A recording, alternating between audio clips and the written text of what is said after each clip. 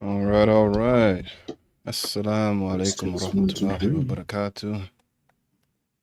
Ladies and gentlemen, good to see you again. Brother Desmond, good to have you. What up, though?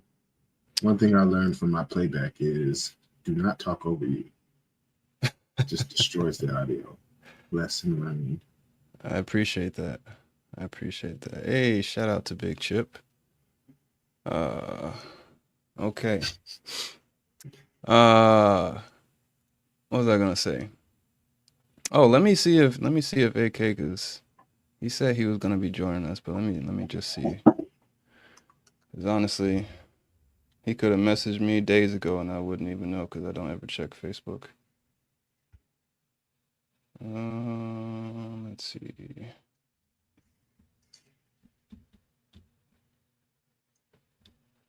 All right, nothing so far.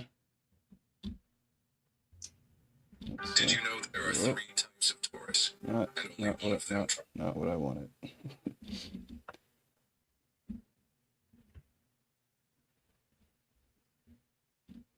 All right, I just shot him a message. We'll see if he shows up. But in the meantime, you were watching back the ones from last week, or which ones you watching? I think this was from. I'm not sure, actually.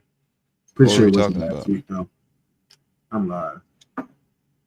So it wasn't the one with AK? I think it was, actually. Yeah, it was last week. I lied. Yeah, it definitely Okay, wasn't from last week. okay. Let me see. So anything notable from what you saw that you wanted to bring back up, No, flesh out? No, absolutely not. no. I Okay. mean, there are, but I think there's so much new stuff that I'm just going to go with the times and not the past. All right, fair enough.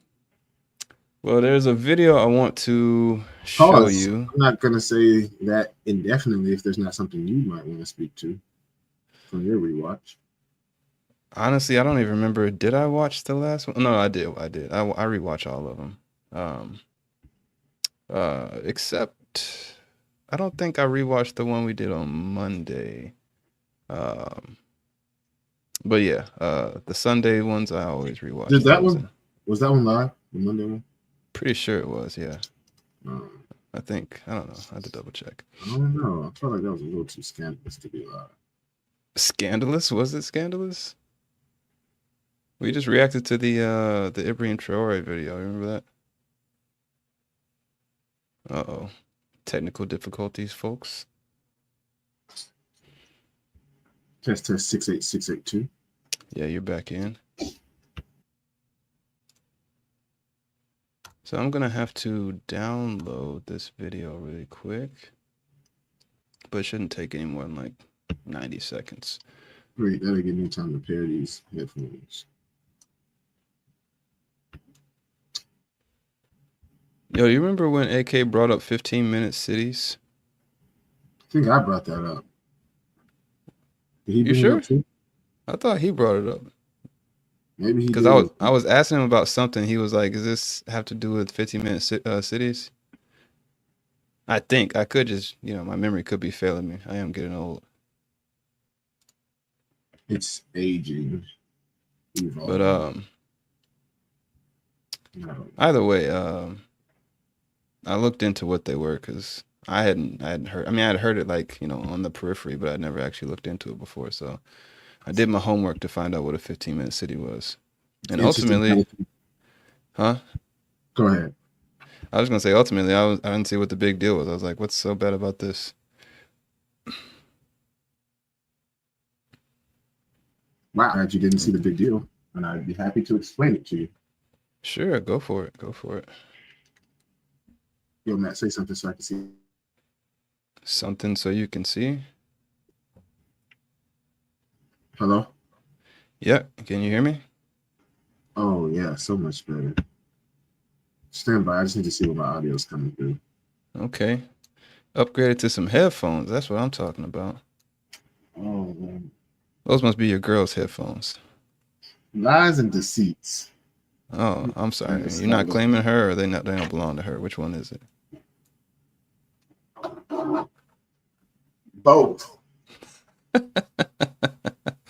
Ice cold, man. You're gonna stop messing with that girl's feelings.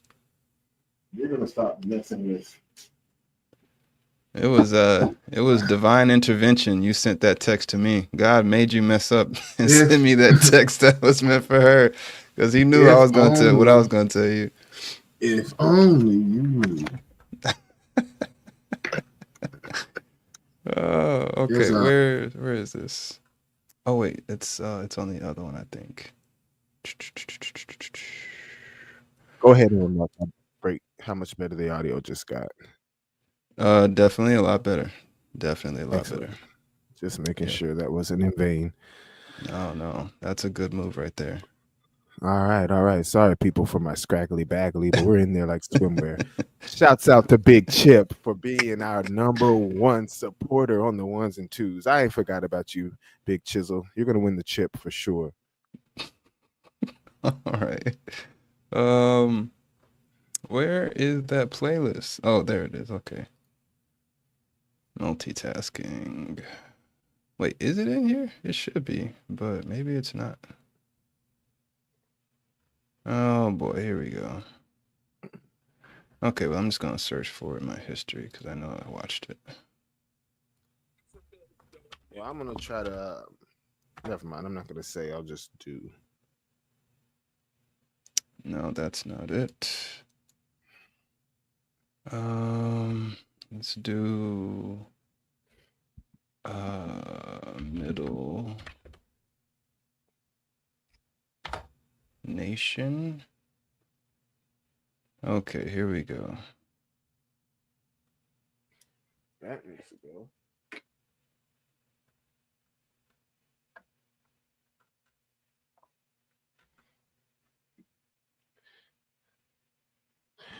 I think we're gonna do a little dual wheel today. I'm gonna go live on Instagram while we're live here. Drive Okay. the algorithm. I appreciate it because I never feel like doing all the jumping back and forth to monitor that one. Just make sure you actually go live. Like once you set it up, there's like another step you have to actually go onto Instagram and then go live. Oh, I was hosting from my personal, not the Akko Nako one. That's fine. Either way, it's the same process. Unless you're just Is doing it? it from. Are you streaming this like the whole thing, or are you doing like a? Yeah, that was my next step. So is to link the Insta to the actual live feed. Yeah, so you Is should that be even able possible? to. Yeah, you should be able to stream to your own destination. Stream to my But if own you dest- don't, do you see an option for that, or if not, I can see if I can I fix don't that see real an quick. option for it per se. Okay, then let me just do this real quick. Um, I don't even know. edit. Yo, what's up, Seto? Young Mendez. No, it's not what I want to do. I'm trying to link some podcasting stuff I'm doing right now, but it's not working out just yet. Yeah, you can stream it. So look in the top right, you should see an option for Add streaming. moderator, turn off commenting, turn off request to go live, copy link, share. Wait, what are you on? I'm on Instagram. No, come here. Come to StreamYard and look in the top right. You should see an option to stream to a different destination. Oh, yes. My bad. My brain was looking in the wrong space. StreamYard, look for something that designates Top right. Destinations. Login, destinations. Are we living in the final days before dystopia? Stream this to your audience. There you go. I guess I never logged in. I guess I'll sign up, make it official. Well. Forgive me, guys, for my lethargy. I'm really trying to put a pep in my step, but it hasn't happened yet.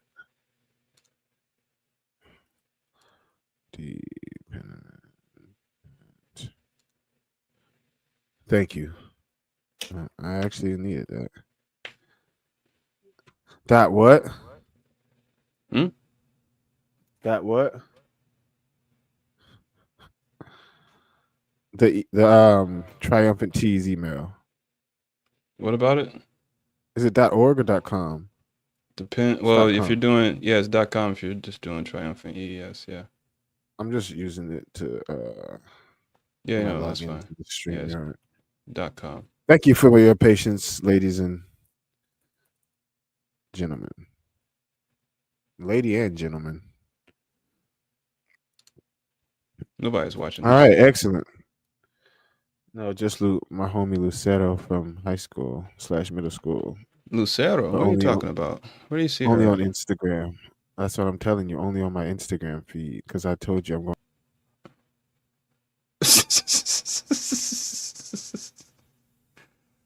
Well, good thing we ain't had nobody in here. Yeah, you all right there? Yeah, I was getting actually. It seems like it relogged me in once I set up this profile. Yeah, your video is not coming in as crisp as it was either, but maybe that'll Instagram fix Live. itself. Yeah, it looks better now. I think it's fixing itself. What's my Instagram name? Don't ask me. You know what's so funny? The Hawaiians thought it was Dahama. It's That like, makes yeah, that'll work sense. too. Yeah, Exactly. Okay. bro, what are y'all What's the doing, title? man?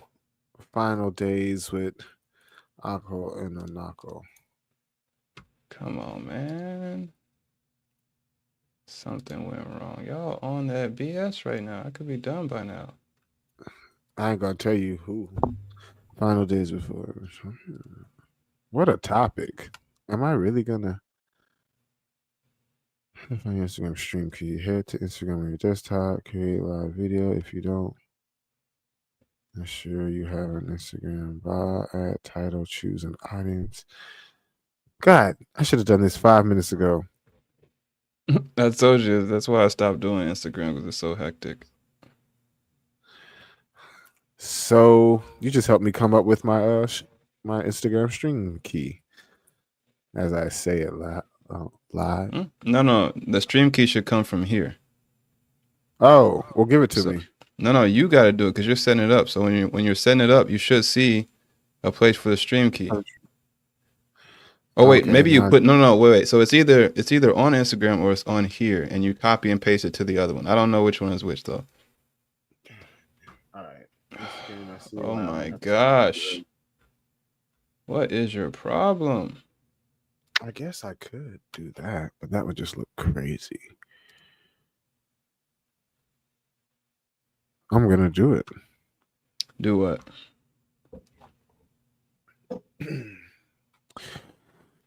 I'm trying to think of a workaround.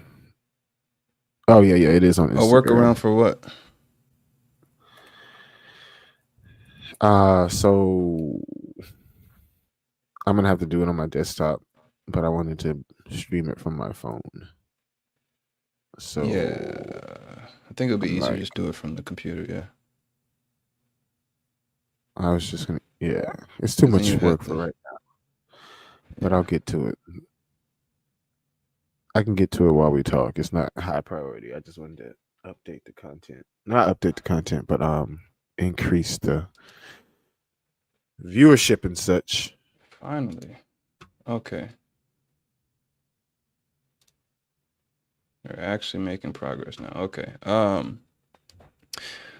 So yeah, what I wanted to, like, there was something you mentioned on Monday or before one of these days. You were saying you wanted to connect with this, and I was like, yeah, it'll pair well. What was that? I don't know. Well, that does us no You good. can go for it. I'm about to. I still got like another 60 seconds before this finishes downloading. I would have to think for a second. Let me take my brain back to that moment. I want to say it was artificial intelligence. What about it though? I don't remember. Yeah, there was something specific you were saying you wanted to discuss, but all good. Nah, we've got plenty of stuff to discuss. Believe that. All right. I forgot to say happy birthday to Marco. Yes, sir, Kasaya, sir. Who? Instagram. All right. Let's see. Almost there. About 10 more seconds. Dang.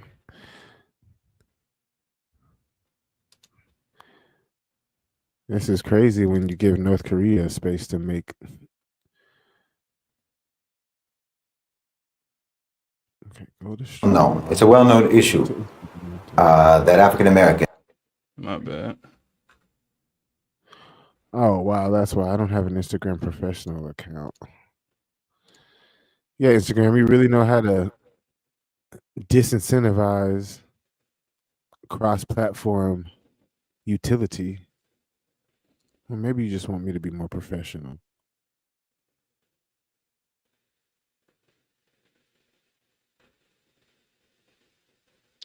All right, you set to go? Yeah, I'm already locked and loaded, kid. All right, here we go. It's well known. It's a well-known issue that African Americans, black people in America, so-called, don't know their history, that they're cut off from the history of Africa, and even the history of everything that they did and everything that was done to them in America. That's why you have Black History Month, right? So this is something that everyone knows about. Everyone is aware of this issue. But the truth is that so-called white people don't know their history either. Their history in America or their history in Europe. Americans generally don't know history, which is incredibly useful when you consider the fact that history repeats itself. It's incredibly useful to keep the entire population in a state of amnesia, so that the whole country operates like the main character in that film Memento, you know? So you keep doing the same things that you've always done, and you never understand that you're actually doing the things that history has already judged to be crimes. You know? Yo, have you seen that movie, Memento? Yeah. Yeah, I was that's young though, so that was a mind flubber. So I'm yeah, thinking like, wasn't that the one where he like left notes for himself or something? yeah. So Buddy had some severe form of like amnesia, where he couldn't remember things past like I think 24 hours or something like Yeah. that. And so he would write notes to himself, and then it was a weird kind of thing because like from the point of view of the movie, it's like actually almost like working backwards in time. Yeah, So yeah, because he it doesn't starts know off what with he didn't basically like know. the end, and then it backs up and backs up and backs up. But he gets to the point where he starts tattooing notes on himself because he realizes that, or as he's going through a day, he realizes that some of the people around him are taking advantage of his memory thing and like messing with his notes. So he's like, I'm gonna make notes that they can't mess with, and so he tattoos stuff on his body. But yeah, basically Right. the reference here is that he actually, well, the way the movie explains it is that he's trying to solve his wife's murder, and he's already solved it many times, but he keeps doing the same thing because he keeps forgetting. And at the end of the movie, it comes out that he's kind of forgetting on purpose, so that he can go back and do it again and keep having this purpose of finding his wife's killer. But yeah, so pretty underrated reference there. Goated reference. Understand? Definitely. It almost makes me You want to can go do ahead it. and watch the movie again. Because when I Yeah, it's watched it, it it's definitely a good one. was. I think I watched it when we still had. Do you remember those things called commercials on, um, not public television, but just like what was it? Cable television.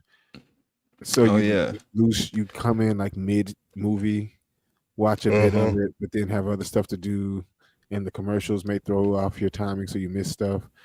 So I think Memento was one of those movies I never got to completely watch.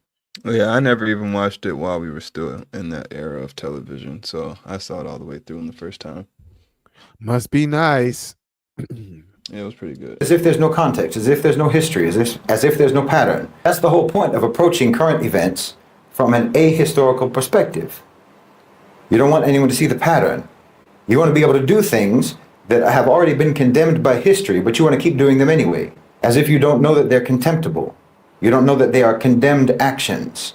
Just like Donald Trump now invoking the Alien Enemies Act in reference to mass deportations and so on. Okay, this is the same act that put tens of thousands of Japanese Americans into internment camps in World War II, and for which the United States government eventually had to provide compensation and eventually had to even apologize for doing it. You see, it is something completely contemptible that you did, but you want to repeat it. So you forget your history. You forget history so you can repeat history without blame. Both so-called white people and so-called black people in America don't know their history. Both have been told lies about the past, about their respective pasts. And the only reason for that is for the purpose of maintaining the continuity of the contemptible reality of how that society operates. Amnesia and fictional histories serve as a... Yo, can you see the YouTube comments? No, I'm watching full screen. I'm gonna show you what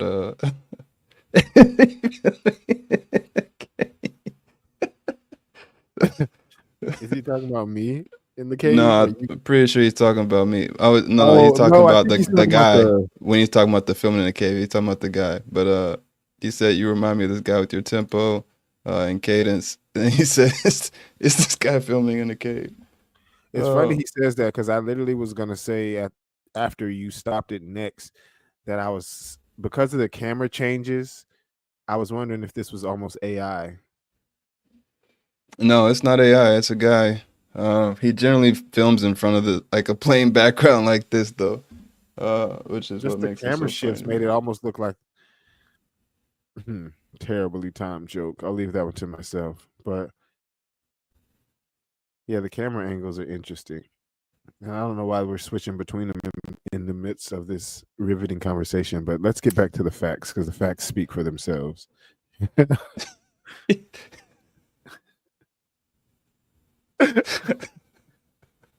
hate this guy, bro. All right, before Malachi gets us canceled. preventative measure against change, against reform, against rehabilitation. America chooses to live like it's in the movie Groundhog Day. You know, you pretend that only today exists over and over and over again. Wow. And because of this forced amnesia, because of this deliberate suppression of historical awareness, the people in America don't even recognize when they're reliving their own past. They think that they're facing something new. They think that they're responding to some unprecedented crisis every time. If you have no recollection where the road leads that you're on, then you'll keep walking it again and again, never realizing that it has already led you into disaster after disaster, dozens of times before. And this is exactly the condition that the rulers in America want, that the elite of America want, not just for black people, not just for so-called white people, but for everyone. Because the most effective way to ensure that a crime continues is to make sure that it is never recognized as a crime. To make sure that every time you commit that crime, it feels like the first time. You know? So when Trump talks about invoking the Alien Enemies Act, most Americans don't hear the echoes of history from that. They don't hear the voices of the Japanese Americans who were dragged from their homes and put behind barbed wire. Yo, on that same wavelength, this is what I'm talking about when you and AK are talking about just vote our way to freedom or, just do the grassroots change. We've been here before, right? It's like selective amnesia. You don't want to recognize the pattern when it's there, but I'm going to let him keep talking. For years and years. They don't remember that that country had to apologize for doing exactly what they're about to do again. The American mind resets every morning, and that's the perfect condition for those in power. Because if people really understood history, then they would recognize that nothing about the American system is accidental. Every aspect of it, from its racial hierarchies to its economic disparities to its unjust foreign policies, is simply the continuation of an old script, a script that has played out again and again, always leading to oppression, always leading to... What do you say? Rewind that a bit. I need to hear that again. Accidental. Every aspect of it, from its racial hierarchy, they don't... Because if people really understood history, then they would recognize that nothing about the American system is accidental. Every aspect of it, from its racial hierarchies to its economic disparities to its unjust foreign policies, is simply the continuation of an old script, a script that has played out again and again, always leading to oppression, always leading to exploitation, always leading to war, always leading to misery. And this is why in America, history isn't taught. Fiction is taught, legends are taught, myths are taught, but not history. Because real history would be dangerous. Real history would break the illusion and potentially break the cycle. So-called white people in America know a version of history. They know a story. They know a narrative that has been carefully crafted to shape how they see themselves, how they see their ancestors, how they see their nations and their place in the world, and how they see everyone else. And this ignorance, this deliberate miseducation that they have imposed upon their own people allows the same crimes to continue. What most white people in America and Europe believe about their history is not history at all. It's mythology designed to produce a specific kind of person, a person who does not feel guilty, a person who does not feel accountable, a person who does not feel responsible for ever changing anything because they don't think they're doing anything wrong. They're taught that their ancestors were pioneers, their ancestors were explorers and builders of civilization, that they've brought progress and democracy and enlightenment to the world. They hear about the Renaissance, they hear about the Industrial Revolution, they hear about the Age of Discovery, and so forth and so on. And not about enslavement, not about genocide, not about the theft, not about the destruction that their people are responsible for. They're not taught that their prosperity was built on unimaginable suffering. They're not taught that their systems of government, their financial empires, their very sense of national identity are all rooted in exploitation. They don't know about the crimes. They don't know the real legacy of their people. And so they don't change. They don't have to change because they don't even realize what they need to correct. You know, when we look at colonialism, for example, the history that's taught in Western schools is usually an abstraction. Colonization is framed as something that it just sort of happened a long time ago, you know, something that was maybe unfortunate, but it was inevitable, and ultimately it represented progress, and there were many beneficial things to come from it. Never mind the millions of Africans who died in the Congo Free State under King Leopold. Most white Americans have never heard of them. Never mind the Bengal famine of 1943 when millions of Indians starved to death. Sorry to interrupt, but a lot of black people don't know about that either, unfortunately. Facts. Do we want to have a Leopold podcast? Because I'd love to talk about his chocolate stealing ass. Let's do it. He said, "Who is this America hater?" Bro, come on up, Chip. Let's talk about it. Let's talk about what America is guilty of. Death due to British policies. They don't even know about it. The fact that the American police forces evolved from slave patrols, they don't know about that either. And they're not any more informed about the ongoing crimes, like the pillage of African resources today, the economic neocolonialism that keeps entire regions of the world impoverished, the exploitation of labor in the global South. These aren't relics of history. That's the present day reality of what your people are doing. But the story that white people are told does not include those realities, or else it packages those realities deceitfully and dishonestly. They packaged them dishonestly and deceitfully in the past, just like they do now. The irony is that when they're confronted with the truth, many of these people will react defensively. You know, I didn't do that. That was in the past. Why should I feel guilty? But this reaction in and of itself reveals how little they're really understanding. It's not about guilt. It's about responsibility. You know, if a person inherits a stolen house, they may not have stolen it themselves, but they still live in it. And if they refuse to acknowledge where that house came from or how it came into their possession, if they insist that that house is rightfully theirs because the crime happened a long time ago, well, then they're complicit because the theft is ongoing. The crime never really stopped. So when people don't know their history, they cannot recognize when history is repeating itself and when history is actually just a continuum into the present. This is why so-called white people in America can watch their government arm and support genocide in Gaza, bomb Syria, Iraq, Yemen, and so on, and actually believe when they say it's for the purpose of security. They don't see the colonial mindset at work.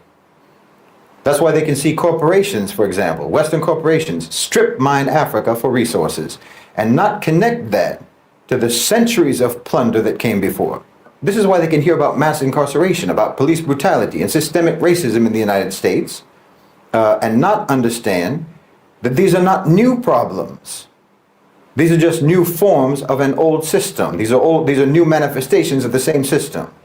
And this is why they don't resist, why they don't challenge the structures that continue to exploit and continue to oppress, because they don't even recognize those systems as continuations of the age-old exploitation and oppression. The truth is, white people have been colonized too, not physically, not economically, but psychologically. They've been conditioned to believe in a history that never happened, a history where they were always the heroes. Say it again. Said that's a hot take. Too true. What is? Their mind has been colonized as well. I mean, honestly, it shouldn't be. At this point, it should just be common sense. Like, I don't know. I don't know how many times we have to say it or point it out or watch movies that literally spell this out for you. But the status quo is, like he was saying, by design, right? They curate your thoughts. They curate your morality. They curate everything so that they can create the society that they want. And they use you. That's why you have all these things like social media being free, why you don't have to pay for Facebook, why you don't have to pay for Twitter, why you don't have to pay for Google. Because you're the product. They want you to use these things so that they can sell you. But, you know, I could go on about that all day. A history where they were never the villains and where their victims were villains. And as long as they live inside that fiction, well, they'll continue to perpetuate the same crimes of their past, even without realizing it, which just means that we're not even talking about past crimes. We're talking about ongoing crimes from the past until today. Like I said, it's a continuum. If there's ever going to be any real change, if there's ever going to be any hope for justice, then so-called white people have to actually learn your history. Not the history that makes you feel proud and makes you feel good, that makes you feel comfortable, but real history, the history that makes you uncomfortable, the history that you've denied all this time. And only when white people know their real history, really know it, then maybe they can begin to take the first steps towards repairing the damage that that history caused, the damage that it caused to millions upon millions of people all around the world, including themselves. I mean, Americans, particularly so-called white Americans, you're all like the child of the BTK killer, trying to come to terms with the fact that you were raised by a monster who you always thought was a good and upright man. If Americans in general really understood their history, well, they would know that the United States government has only ever used fear as a weapon against them. And every war that America has ever been involved in was only justified by lies. And every act of domestic repression has only ever been framed as being necessary for the sake of security. They would know that the anti-immigration movements, the anti-Muslim ban and so forth, and all of their surveillance programs, it's not new. It's the same thing. It's just rebranded versions of old crimes. There's absolute continuity. And the only reason that you don't know that is because you have no actual understanding of your own history. Yes, if Americans truly understood their history, they would not be so easily manipulated. They would not be so easily controlled. They would not be so quick to repeat the wrongs of the past, or rather to continue the wrongs of the past. But that's exactly why history is hidden from them. I mean, it's trite but true. There is nothing more powerful than knowledge. There's nothing more dangerous to a corrupt system than a population that remembers. And that's why our mission must be to educate people and to awaken people and to reconnect people with the reality of their own history, the good and the bad. Because when you understand your history, then you'll understand your enemy. because they've been doing the same thing throughout history. And when you understand your enemy, then you'll understand how to defeat them. You'll understand how to oppose them, because you've got an enemy who keeps you in a state of amnesia and a state of fake implanted memories. You know, every time you open your eyes, your enemy is right there in front of you telling you that he's your friend. And because you don't remember anything, you believe him. You understand? The whole country is getting their drink spiked. Everyone in that country is getting roofied. And the one who spikes your drink and the one who abuses you when you're in your numb and unconscious state is the one sitting next to you in the morning when you come to. Bruh, Just that's a powerful disrespectful. visual. Straight up disrespectful. What's disrespectful? Them doing that or him pointing it out and saying they're doing it? A little bit of both. I don't Right. see how it's disrespectful to tell people, like, you know, hey, somebody is assaulting you. Nah, I guess he's not disrespecting me, just the reality they're in. Mm-hmm. The image is disrespectful. The reality is disrespectful. Hearing it so blatantly is it's only disrespectful in that, like, It's bitter medicine. yeah. Disrespectful is definitely not the right word for how it feels, but bitter medicine hits it. Yeah. Don't feel good, don't taste good, but to quote a young prophet, he not lying. Holding your hand, your protector. Oh, it's insidious. Uncle Sam is a serial killer. The son of Sam's got nothing on Uncle Sam. Uncle Sam is the most prolific, psychopathic, diabolical, demonic mass murderer in history. Hot damn. I mean, look at that poster again, that Uncle Sam poster, that I Want You poster. Think about that. You would think that a character who's supposed to represent the great democratic America would actually be asking the people, what do you want? Let that sink in for a Oh second. my God. Thank you. Let that sink in for a second. I'd love to hear. Yeah. Why is Uncle Sam saying, I want you, instead of what do you want, if he's supposed to represent the great democratic society? That's what people need to be asking themselves.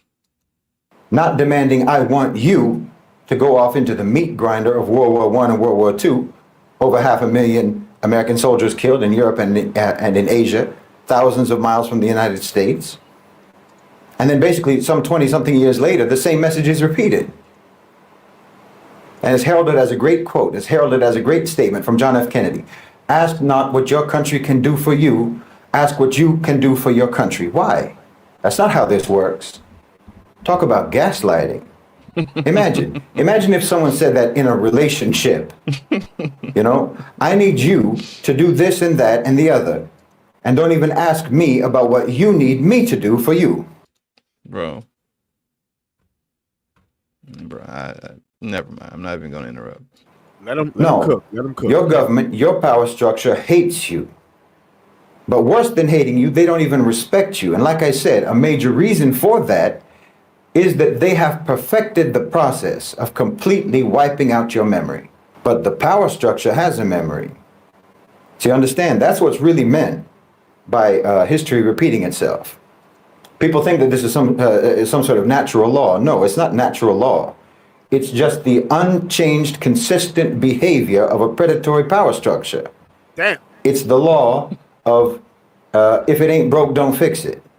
Meaning they've been doing the same thing for a very long time. And the system works for them. So they have no reason to change it. And they never will change it until you change. And that's why they want to make sure that you never know what's going on. They want to make sure that you never know what's been going on. And why they keep you basically like a crackhead. I'm serious. Just like a crackhead. The American population, you know, is like a crackhead. Extreme desperation for short-term gratification. Complete memory blackouts. No recall of past consequences of their actions. You know, mood swings, volatile, erratic, can't cope with reality. And you'll sell your dignity just to get some relief. That's why they don't respect you. The same way that a drug dealer doesn't respect a crackhead. Because they can treat you any kind of way. And you'll accept it. You'll accept it as long as you can get a hit of propaganda, a hit of entertainment, a hit of distraction, or what have you, anything to just help you forget the reality that you live in. But Allah subhanahu wa ta'ala said that the condition of a people will not change until they move to change it themselves. And that's why they've neutralized you, because otherwise history might not repeat itself. Because they're the ones who are making history repeat itself by just continuing to do what they've always done. You understand what I'm saying? See, this isn't cyclical, it's constant, uninterrupted. The oppression, the violence, the exploitation, the predation. This is all static, unchanging. You know, you say history repeats itself, it makes it sound like you're talking about a cycle, but it's not a cycle. It's not even a loop. It's a straight line. And it has never swerved, not even once. It's one scene. It's the same scene, year after year, decade after decade. And all they ever do is maybe change the lighting to make it look different, to make it look new. But nothing has changed. But you won't know that as long as you have no memory, as long as you have no actual memory. Not the implanted fake memories of the past that they put in your mind, but a real memory, a real knowledge of history. You'll actually think that you're looking at something new because you don't remember. You don't remember that it's always been this way. And that's why they want you to be so desperate to forget. You know, it's like they say, the best predictor of future behavior is past behavior. So the best way to be able to continue negative and destructive behavior into the future is to try to falsify your history. I mean, most people don't even care about history in America. That's a fact. They're already just ignorant. But the ones who do have an interest in history, they're fed a fictitious history. So they're even worse than someone who's just ignorant. They're even worse than someone who knows nothing. Because it's actually better to just know nothing than to believe something false. The one who doesn't know anything can at least learn. They're at least empty, and information can be put in that emptiness. Whereas someone who already believes something false thinks he already has the knowledge, thinks he already has the information, and that makes him immune to learning. But then, of course, there's also the fact that the history is so horrific, the history is so brutal, that there's already a built-in incentive to deny or to dismiss it. Because it can be absolutely soul-crushing to try to come to terms with. Like I said, it's like finding out that your parent is the BTK killer. How do you process that? Most people would just reflexively deny horrible realities because they've already built their whole life around the assumption that the reality that they live in is not horrible. You've been drinking blood your whole life thinking it's cherry Kool-Aid. You know, the torch of the Statue of Liberty isn't a guiding light, it's an arsonist's weapon. That's what burned down villages in Vietnam. That's what set fire to Iraq and to Afghanistan. And that's what lit burning crosses all over America. You've been living in an alternative universe. So-called white Americans are like Manchurian candidates, committing or being accomplice to heinous crimes decade after decade after decade, insulated by the hypnotic state of the false version of history that they believe. Jeez, that's why I've said so repeatedly. Your so-called civilization has betrayed you. Can we drop the mic for this kid for one moment? Bro. He's just raining thunder right now. Are we gonna just let him cook? He's pretty relentless. Yeah. But he's got good points. He's like raising good points. He's just, like I said, he's relentless with it. He's not holding back. He kind of reminds me of Malcolm X in that regard, because Malcolm X would sit there and calmly call you a criminal to your face. But yeah, a lot to unpack here. Do you want to pause here or let him go all the way to the end? He's got like, I want to say like another 5 minutes left. No, I'm gonna let him cook. Maybe I'm just 10. We might have to go back and just play by play it, or yeah, there's a lot there. So-called civilization has duped you. They got you to sign off on policies that they told you were for the protection of liberty and justice, but were actually policies for mass murder, crimes against humanity, war crimes, savagery, and enslavement, all for the profit of others. Others who view you as nothing but useful idiots. And now you're incriminated. Now you're accomplices. Now you're taking the fall. But you've got no one to blame but yourselves. But you know what the biggest fraud is? You know what the biggest control strategy is that they use? It's not entertainment. It's not drugs. It's not mass distraction. It's not pornography. It's not even their falsification of history.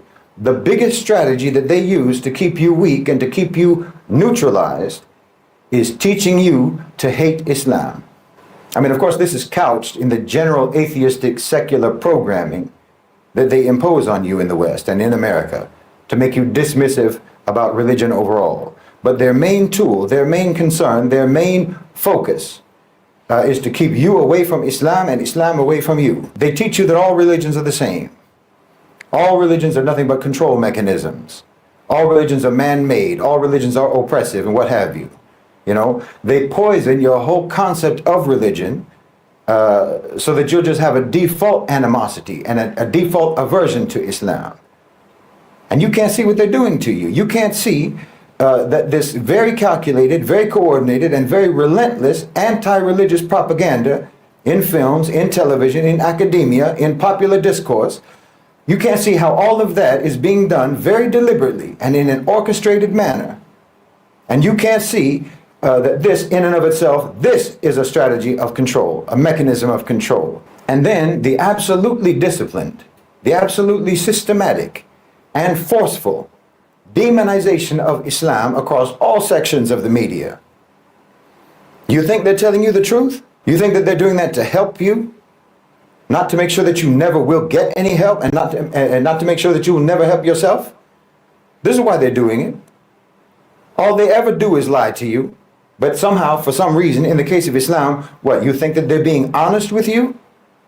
You know, they've pushed this idea on their people, on the public, that atheism is the most rational and the most realistic, the most reasonable, the most scientific, the most logical, and the most intellectual position that anyone can take.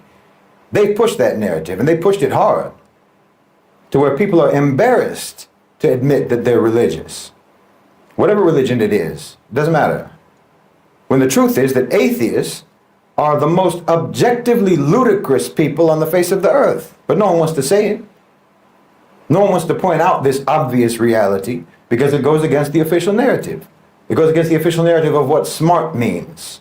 No, this is all being pushed on you just to keep you foolish. It's being pushed on you to keep you neutralized. Just like everything else that they popularize. I mean, think about it. Atheists only believe in what they can see or hear or touch or measure. But human senses are weak. We just see a fraction of the light spectrum. We hear only a small range of sound. We can't detect most of what exists around us. Your so-called empiricism is absurd. The ocean covers 70% of the earth, but 80% of its life is undiscovered. You know, 85% of the universe, they say, is dark matter. Scientists know it's there, but they can't see it. So how can any atheist claim certainty about what exists and what doesn't exist? It's like asking Stevie Wonder if you're wearing a nice color scheme. And you know, they tell you that you don't have to believe in God in order to be a moral person, in order to be a good person, and so on. But you need the government, don't you? You need the government to tell you, don't you? They'll tell you that all religions are man-made, but by the way, you better follow all of these man-made laws that we just wrote down or we'll put you in jail. Okay, you can be moral without religion. Where's the proof? The 20th century was the most atheistic century in human history. And it was also the most viciously violent and inhumane and immoral century in history. Yeah, okay, you can still walk when it's pitch dark, but you can walk a whole lot better in the daylight. You can walk a lot better and you can walk a lot more safely. Honestly, they're making fools of you. And like I said, it's glaringly obvious what religion is the one religion that they most want you to stay away from. And it's not Christianity, and it's not Judaism, and it's not Buddhism, and it's not Hinduism. It's not New Age spiritualism, no. The most vilified, the most reviled, the most slandered, and the most systematically, relentlessly demonized religion is Islam. Slandered and demonized by the power structure that is absolutely committed to keeping you in the dark about everything, about your history and about your present. Why, it couldn't be more obvious. You know, this is where a lot of people hit a wall. They hit a wall in their ability to reason when it comes to Islam. There's people that like to believe that they have successfully extricated themselves from the indoctrination and the programming, right up until you start talking about Islam. Then the indoctrination and the programming kick in with a fury. You know, there's people who will say, yes, the government lies. Yes, they lied about history. Yes, it's miseducation. Yes, they lie about this and they lie about that. And all the popular narratives and all the discourse are just controlled. except for the lies that you taught me that I still believe in. When it comes to religion, when it comes to Islam, it's uncanny.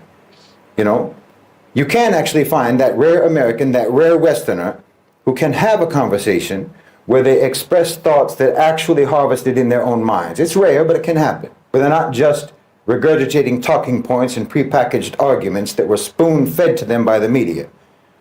You can do that right up until you start to talk about Islam, and then suddenly you find that you're talking to a robot. Suddenly they're just reciting from a script. You know, this programming goes deeper than anything else, and it's glaring. And that tells you that the single most important priority for American control and domination and neutralization of the population is to keep them away from Islam, which should tell you, if you're a thinking person, if you're an intelligent person, that should tell you that they know that Islam is the single most important key to your liberation. You can reject what I'm saying, that's fine. That's up to you. But just know that this is you wanting for yourself the same thing that the power structure wants for you. And they have never wanted anything for you except for subjugation, marginalization, and neutralization. So you can keep drinking that cherry Kool-Aid if you want, but just don't forget what it really is.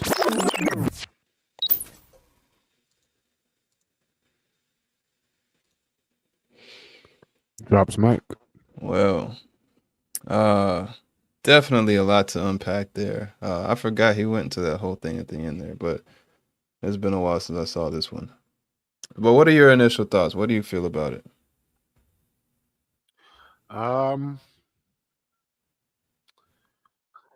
I think it's pretty accurate, honestly. Mm. There's not much I disagree with aside from the reality. The Kool-Aid makes you think that it might not be as bitter every sip.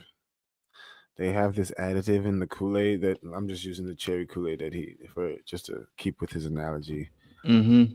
At least they in the batch that they gave me, they put something in it that makes me just believe that maybe they'll fix the recipe.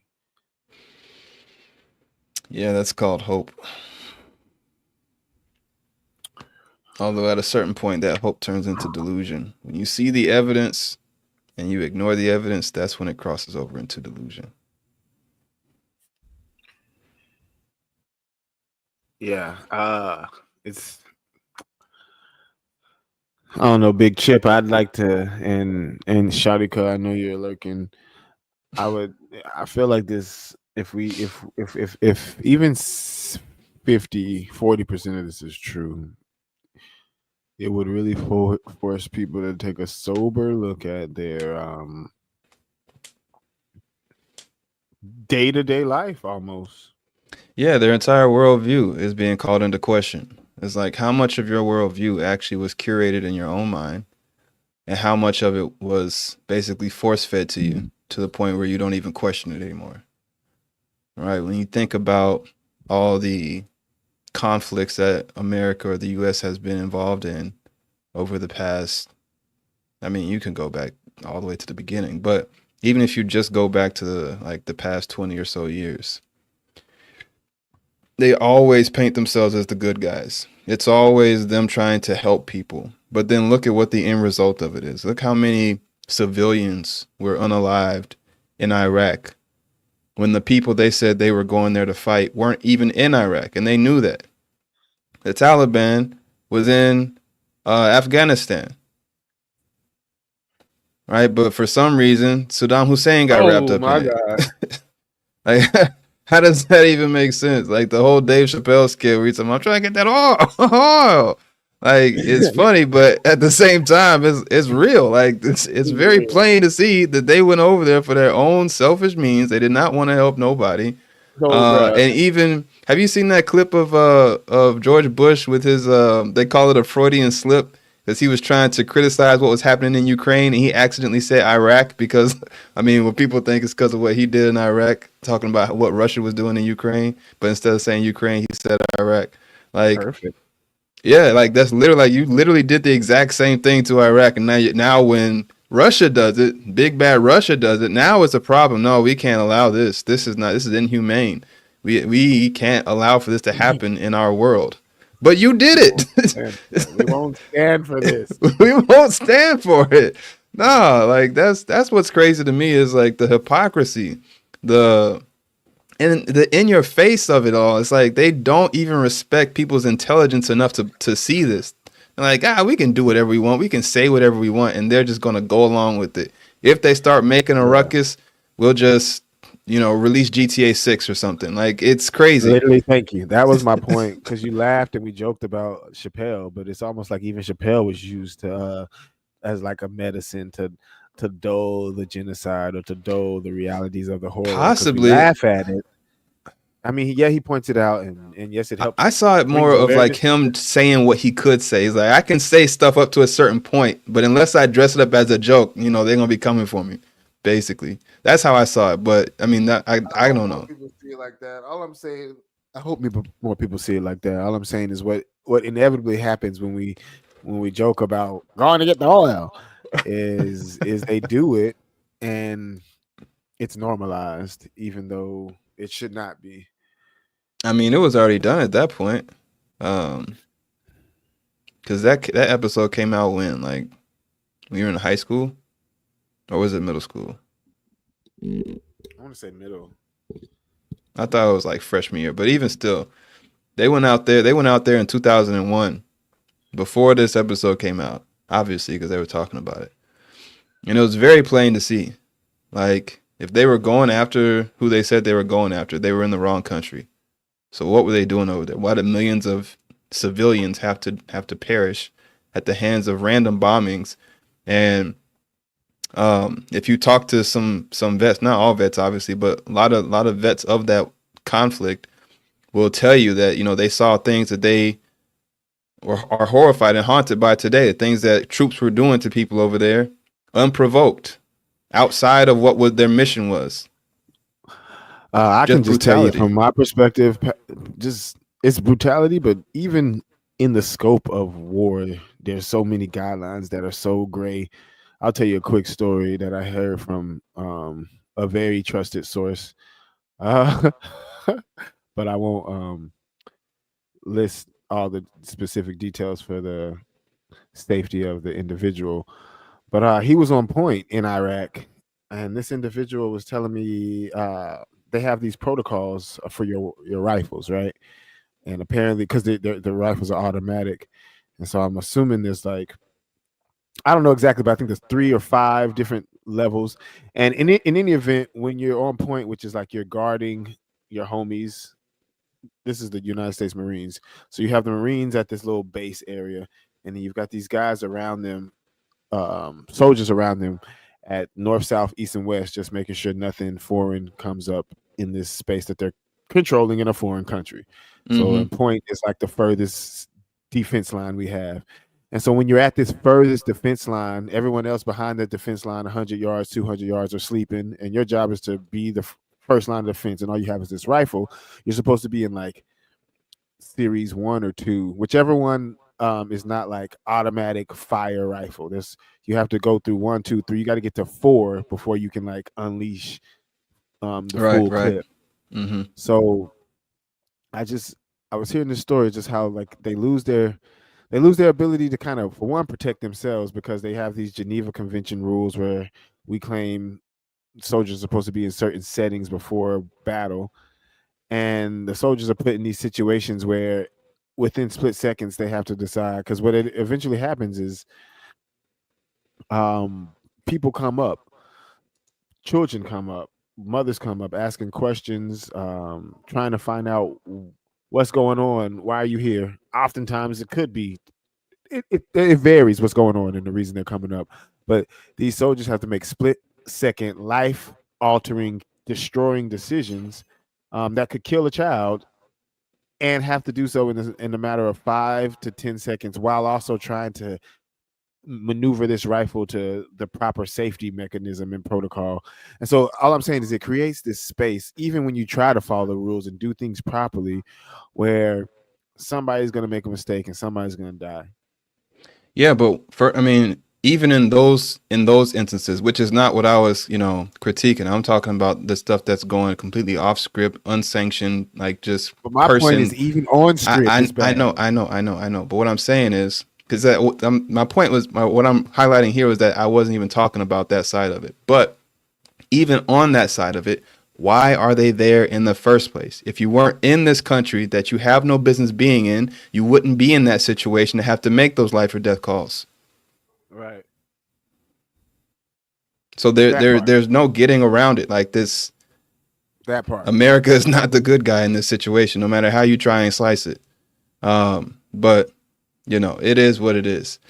So without getting too caught up on that one point though, you were talking about AI, and one way that this is kind of related is what we see going on in Gaza right now, where AI is being used to, they're basically using Gaza as like a training ground for a lot of AI features, like tracking people's people of interest or persons of interest, the way that they're using it to, target people and target locations and pick all these places that need to be targeted all at once to do these military things.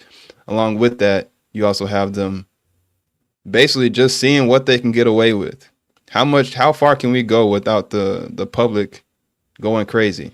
How long will they just sit there and type on the computer or do protests without taking any real action? And what they're seeing is they can go quite far. Say that again. Say that again for the people in the back. I mean, yeah. I mean, you rewind the tape. It's very clear that from this experiment and from what they're seeing as far as what the UN's going to do, what the supposedly independent bodies of governance are going to do, it's nothing. What are the people going to do besides protest and get on Twitter? Nothing.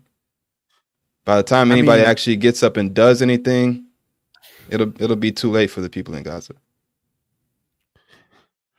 That's a fact. But when you say they're using it for AI training ground to spy, and they are, and it's, on one hand, I believe that and I hear that and I'm sure it's happening. And on the other hand, the reality is, if that were true, then the mission should have been accomplished. / it what speaks mission? To the reality. Whatever mission the AI was supposed to be doing. What do you think the mission is? That's my point, and that was my second point. The mission was supposed to be the reality that I was going to get to is that the mission that they claim to like eradicate Hamas, get the hostages back, is not their actual stated mission. Because if you were using the tools you claim you are using, even AI, you should be able to do this a lot more surgical, a lot more. Exactly, because that's not their mission. If you listen to what they're saying, what their stated mission is, and this is what's so crazy, they aren't saying we're just here to eradicate Hamas. They're telling you they're there to eradicate all of them, to eradicate Palestine as a state. Man, that is what's coming out of their mouths. And they want us to talk about the upcoming CFB series. I would love to do a power rankings podcast, or do remember back in the days when we had fun, like guessing who would win the games on Saturday. What happened to that? Well, I think we saw that we can't afford to just relax and go off into our little distractions anymore. You can't, at a certain point, you have to hear the gunshots outside your house and say, you know what, let me put this game down. Well said, big brother. That brings heartwarming, bitter tears to a brother's eyes. Yeah, man. What a reality to live in, where you can't even appreciate the green grass on Saturdays, because we got to figure out, is there going to be a grass to mow in 10 years? But there's no grass in Gaza. To Shahid Bolson's point that he was bringing up before is look at history, right? Look at the patterns. If you go back and look at like the Roman Empire, what did they use to keep people placated and not concerned with their plight? we've always said that these it's the gridiron is a modern day coliseum. So That's what it is. no Keep the doubt, no doubt. masses drunk and keep them cheering for a pretend enemy or against a pretend enemy while the real enemy robs them blind or desecrates their houses or unalives their family. I mean, that's just the playbook at this point. And since it's continued to work for this long, why would they abandon it? They're just upgrading it. They're just implementing new tools, like we were talking about with AI, the different types of AI. Which we should probably do one just on that, like fleshing that out, because I feel like a lot of people just think LLMs are the extent of AI, or that's all they look into when they are asking what AI can do. They're just looking at LLMs and they're missing a big chunk of the picture. But yeah, how we doing on Instagram? I turned it off. Oh, okay. We got 4 people on YouTube. Anyway, 4 people, 1 bot. who's the bot? The United Gamer. Oh, he's blocked. Don't worry about him. He's been banned. He gave me a little chuckle, but I'm like, come on, bro. What are we Yeah, the doing? first one was like, haha, but it's not the point. And then the second was just like, all right, what are you that bored? Yeah. Do I know you? But hey, that's what happens when you enter uncharted territories. Yeah, man, it is what it is. But yeah, Keep so it moving. this dystopia, did you look into humanism at all? I kind of played Cyberpunk, so got a good idea. Are you What talking about humanism is. transhumanism or humanism? Transhumanism for sure. What is humanism? Well, that's what I was telling you to look into before our Just joking. our thing today. ChatGPT, what is humanism? Um, Humanism is a philosophical stance that emphasizes the value of agency of human beings, considering them as the starting point for moral and philosophical inquiry. Yeah, I actually was listening to a Sam Altman and Theo Vaughn podcast to prep for our AI podcast that's coming up in a few weeks. Theo Vaughn, is And that that white guy with the mullet? Yep, that's my boy. He started off as a comedian, but he's just a good-hearted person. And Yeah, I knew him from The Righteous Gemstones. Oh, that's a good show, actually. I'm surprised you watched that. It was funny. I felt disrespectful watching. I was like, if a Christian saw me Yeah, it's a watching bit this, blasphemous. they probably wouldn't be happy. It's hella blasphemous, but also I'm glad they like. I don't think it's blasphemous so much as it's just like kind of like what Shahid Bosan's doing. They're calling out people for using the church for not really believing in what they're preaching or using it for monetary gains. It's not even an attack on Christianity so much as an attack on super churches. Yeah, I just say there's blasphemy in it because there's these elements of, at least from the episodes I've seen, that it is absolutely a ridiculous show. But then there's these undercurrents of like, was there from truth, at least from the from the mother who dies, the matriarch of the family, like she had something real. Whether or not the father and the sons really believe in something, she had a connection with the creator. And there's questions of, from my perspective, of like, if I was a Christian watching this, it shows what happens when you don't take it seriously, your religion, and you just use it for the money. But it also shows that like usually there's some good at the core of a rotten apple. I don't know how I feel about that particular analogy, but I think I get what you're trying to say. Yeah, like I haven't seen the later seasons, so maybe I don't know. I could be missing a lot of context, but the earlier seasons, they definitely were making light of, or basically just calling out in satire form, the uglier side of super churches and like what's going on. Because basically, like just look at every scandal you've ever heard of coming out of a church, and then that's what they're basically putting on this show, like to show you like what's actually going on. People stealing money, people cheating on their spouses, You know, Family members trying to get the come up. yeah, on the fighting each inside other, route.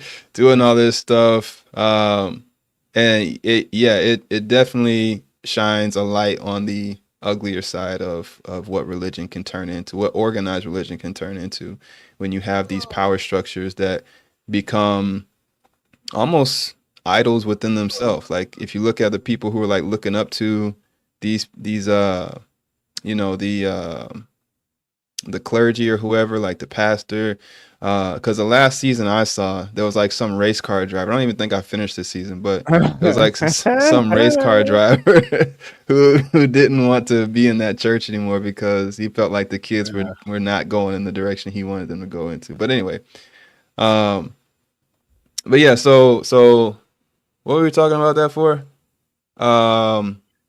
Damn. What was it? We were talking about. Oh, you were talking about Theo Vaughn. Oh yeah, So, yeah. Righteous gemstones. yeah. But all yeah. I was mentioning from Theo Vaughn in this AI conversation with Sam Altman, the CEO of ChatGPT. Mhm. I didn't get through it all, but I'm gonna finish it before our conversation because I think it's gonna inform some of our conversation because he's the leader of ChatGPT and he's speaking about what he sees happening in the future. But one thing they did say, speaking to humanism, that I agreed with, even in the first 30 minutes that I had listened to, is Theo Von asked Sam Altman, CEO of ChatGPT, what he saw the future looking like given AI. And I'll mention two of the answers that I thought were pretty interesting. One, he was like, everybody, he asked him, is your child going to go to school? Is your child going to go to college? And he was like, probably not. Like, so this is the CEO basically telling you, not that it matters that he's a CEO for any type of credibility so much as a wealthy man and anybody with a gauge on what's happening and where the future's headed is realizing that college is almost going to be outdated by the time another generation makes it around to college. And the second point that he pointed out, or his theory was that in the future, no matter what happens with AI, what's going to be precious and prized is things that are more human, things that are more authentic, genuine, and can't be AI duplicated, things that have a level of humanistic. Doesn't this sound like Genuineness. something he would say though? If like think about the concerns that people have about AI, how would you combat those concerns better than just than just like trying to hype up how much people are gonna love real things after that? Like I don't really see like any other answer coming out of his mouth besides think about how much people are gonna, you know, crave human interaction when people are saying AI is going to kill that. You know, it's like a media thing. Like you're just putting a positive spin on the major criticism against you. You see what I'm saying?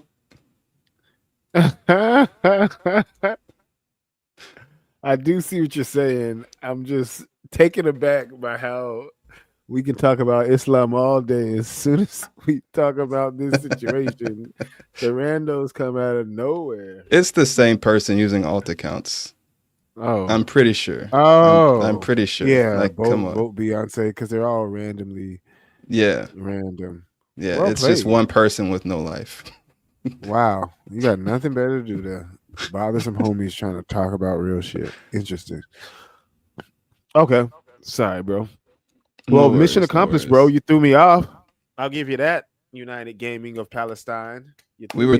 We were talking about the CEO of ChatGPT or OpenAI basically trying to play up the positive spin. Yeah, it's the same loser. Right, right. Oh gosh. Uh, But anyway, you were talking about the CEO of OpenAI talking about how beautiful life is going to seem to people when AI is taken over, basically. Yeah, but I don't see how him that reality. How is that? This is how do you see that as the only response from a tech When I say CEO? only, I don't mean like there's nothing else you can say. I'm saying what else would he say? Like That AI is going to make our if my main criticism against you is that you are uh taking advantage of immigrants or something like that in your sweatshops or whatever it is. What else can you do but try and put a positive spin on it so that you can continue to do business? Like I'm giving these people jobs, helping them find citizenship, whatever it is, whatever your spin is. What else can you come up with except a positive spin? Are you going to actually acknowledge that you're doing something wrong? yeah, you wouldn't.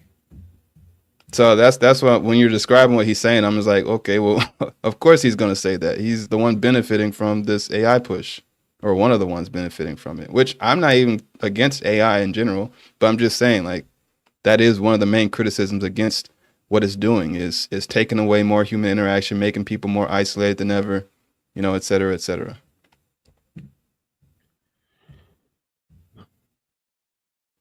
I just think there's still space, at least from him being not him as an individual, but the space of AI seems like beyond his response, that's like the most logical outcome. Like obviously if everything's becoming so artificial, what will be most precious will be things that can be artificialized. Right. He's not And wrong, but what I'm saying is do the ends justify the means? Do we need to eradicate humanity in order to appreciate it?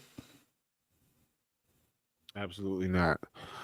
Moreover, you spoke to the fact that you don't see like not that you don't see anything wrong with AI, but that well AI is here and it's a tool nonetheless. One thing I wanted to ask you or at least make note of is Hey, what's up, right to do repair advocate? don't you think there's a same person, bro? Don't you You think think there's a so? space? I know so. We'll I know see. his energy now. Um Okay. But yeah, so with this whole AI space, is there not a reality that we have to face where okay, we got everybody being more efficient and time is more No, I get that. appropriately I totally, like I said, I'm not against it. what? What in the world? So Oh, these comments are throwing me off. they're just So messing you with Malachi now. Malachi's not even here anymore. Yeah, that's what I'm saying. Malaka's been gone. But don't right to repair. You're good. There was some trolling here earlier, and Desmond thought you were him under another alt, but you're good, buddy. Um, so Or are anyway, you? I get that. I get what AI. I get the upside of AI. You're saying people have more time. We can have this society that, and that's why I say I'm not against AI in general at all, right? But what I'm saying is, like the same way with any tool, whether you're talking about, a handgun or um, a saw, right? You put the saw in the wrong hands and it becomes a weapon. You put it in the right hands and it becomes a surgical tool, right? Same with the handgun. It can be something that's used to oppress or something that's used to defend. Um, so the point is when you put this tool of AI into the hands of the wrong people, which would be these major corporations who only care about numbers, GDP, we had a whole talk about that last week, right? Then what are they going to use it for? Are they going to use it to make this lovey-dovey society where people don't have to work anymore? Or are they going to use it in a way where it benefits their bottom line, right? That's the only question that really matters. And that's the only question that we need to look at to be to make sense of this. We have to be realist about it. We can't live in this fairy tale world where everyone wants the best for us. That's not the world we live in. And we can look at what's actually happening, how it's already being used to track this track record, like we were talking about, what they're doing with it in Gaza.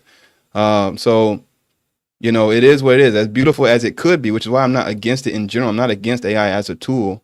I'm just saying the way it's being used and putting it in the hands of humans who typically do these things, like just look at the history. When we have these technological advances, what do people use it for? Oppressing other humans. And that's what I think we're going towards. So aside from oppressing other humans, I just want to speak to another AI unexpected consequence that I think people are ignoring. There's this reality that I don't know if people are realizing. Same thing that happens with data centers, quite frankly.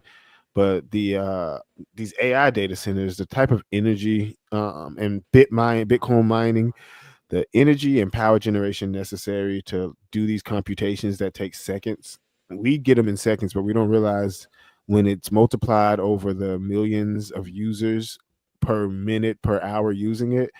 Like I think it's Texas or Tennessee, there's a new data center for AI coming up, and they were talking about the amount of energy it's going to be taking to power this data center is like more than the state has pooled. It's quadruples what the state is pooling. This one new data center. I was trying to pull up the exact figures to speak more accurately, but the bottom line from what I was reading was that there's this not necessarily unintended, but there's this huge.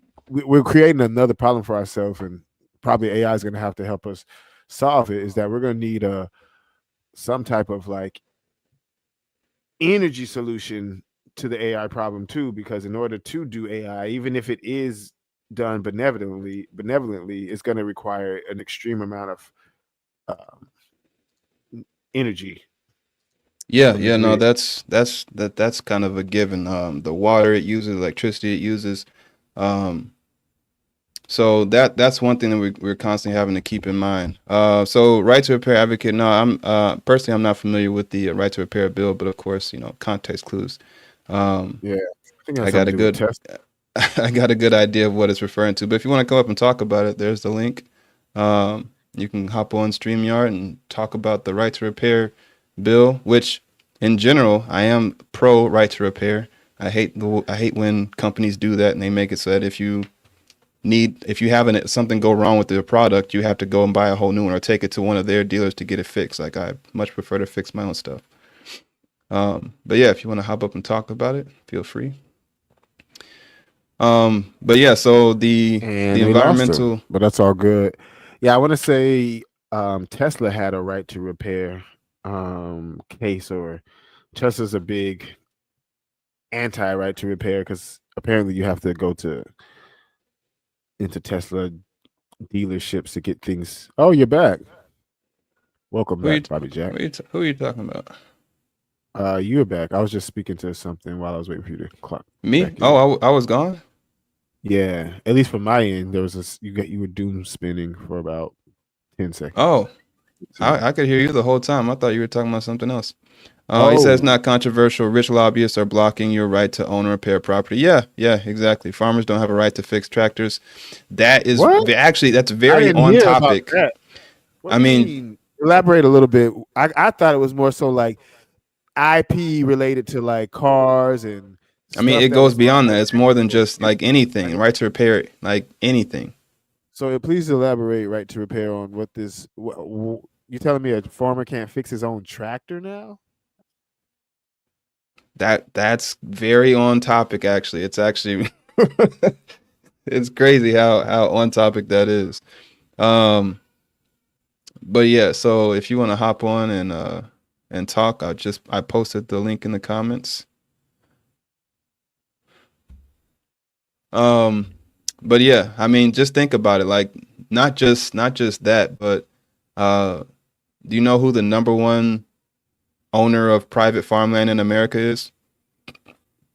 Either Bill Gates or a corn company. Bill Gates, yeah. If they have an issue and fix it, they gotta pay a technician to plug in a laptop and tell the system it's fixed. That is crazy. That's wild. Monsanto. Yeah, yeah, that's that corn conglomerate. farmers are now Yeah. jailbreaking. This is where we are. This is what I'm saying. This is what I'm saying. We're living in the prequel before Dystopia, right? So the This main is wild movie. because I knew Teslas and like these new electronic vehicles had this kind of stuff, but the fact that I'm realizing like a good old American tractor has been put behind a paywall. Like we were talking about this with the Nintendo Switch and the games like being all Exactly. digitized. You're seeing it. You're It's getting seeing kind it. of It's crazy. widespread. You don't own anything anymore. You do not own anything. I own my dignity. Well, we can debate about that some other time. I'm not going to roast you here. But yeah, That's so what he just said about or he or she said about the Republicans and Democrats voicing the issue and going nowhere is exactly why I'm trying to end the duopoly. We can stop Republicans and Democrats running in circles if we stand up to a third party. It does not have to be no, you necessarily can't. No, what you I'm cannot. saying. What I'm saying, Matthew, is no, we may not solve the problem overnight, but as Right to Repair just mentioned, Republicans and Democrats go in circles arguing with each other. If we put something in the way, a crack is all we need. And the problem is, Okay, people have what's your this- justification for saying that? the justification is it has proven to work time. It's the only thing that Give has me worked through one history. example where that's worked. It's worked in California and Seattle. Two different examples. I'll start with the Seattle Who one is the because it's third easy. party? The third party, they're called. It wasn't even a third party. It was just an If organization. it wasn't a third party, that, like, then stood up to that's the my parties point. that were already. So If it's not right a now- third party, then that's my point. Hear me out though. What my point is, there was not a strong push from any Republicans or Democrats to get what I'm about to tell you done until a group of citizens started this fight for 15, and they pushed and pushed until they got what was called the Amazon tax. Look it up. We've already talked about the it's fight for the- 15. But let me finish. It's the first place, and it's an example for the rest of the world, and not the rest of the world, but the rest of America. If you look into the Amazon tax, it's not perfect, but it's an example of where a small locality has put pressure on billionaires in their district, Amazon being that billionaire in the district, to start taxing them to put that money toward affordable housing.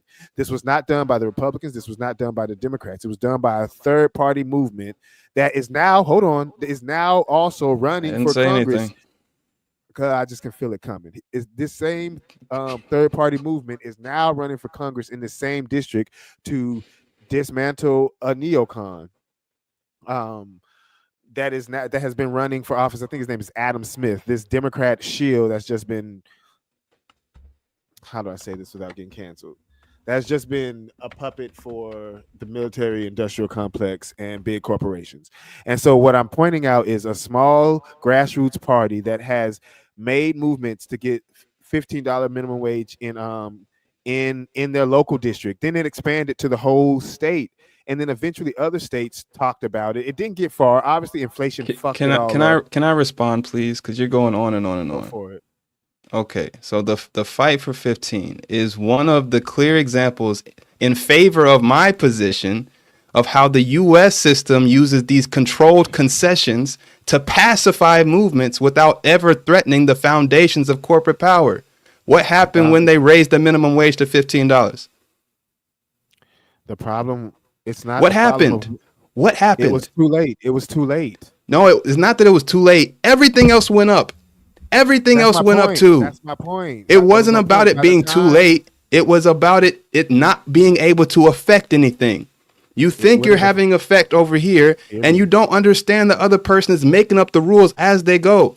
So if they want to get you to be quiet, okay, fine. We'll raise the minimum wage to $15, and then without saying anything, the price of everything else goes up. So you're still in actually worse off than you were before.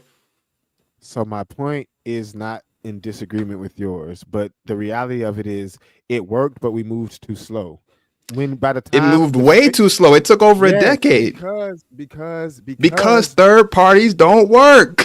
and the reason they don't work is because the momentum has not been enough. If there were That's my more, point. We had this conversation already. It's like you're not listening to what I'm telling you. it's not. It's It's not that I'm not always listening, it's slow. that I'm my Grassroots movements are by definition oh slow. my goodness. But you're not hearing me. It's changing.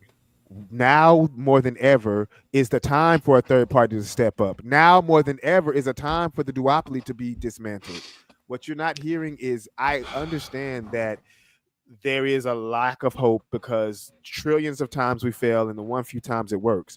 The point is the backs are against the wall, the chips are on the table, and there's options at play. I can list other examples such as Butch Ware in California, where there's more and more independent voices that are challenging the duopoly. And my point is, if we keep cracking holes in the duopoly, just like a fish tank, eventually maximum pressure will be met. Yet and you can't the give me dam will one burst. example where it's actually worked. Because you're being pessimistic. There's I'm no not need to being give you- pessimistic. This I'm is not giving realistic. you- I'm just looking at the I'm facts. telling you, What happened? I'm telling you about current examples right now of people we have not had. I can't back this in fact, so I won't say it as like a fact. But I would wager we haven't had this many third party candidates on the ballot ever. This many high profile ones. We have an individual running for governor Wait, of but California. before you continue, let me just clarify one thing. I just want to make sure I'm with you. You're saying you're conceding that it's never worked before, but you're saying now things are different to where it can work, right?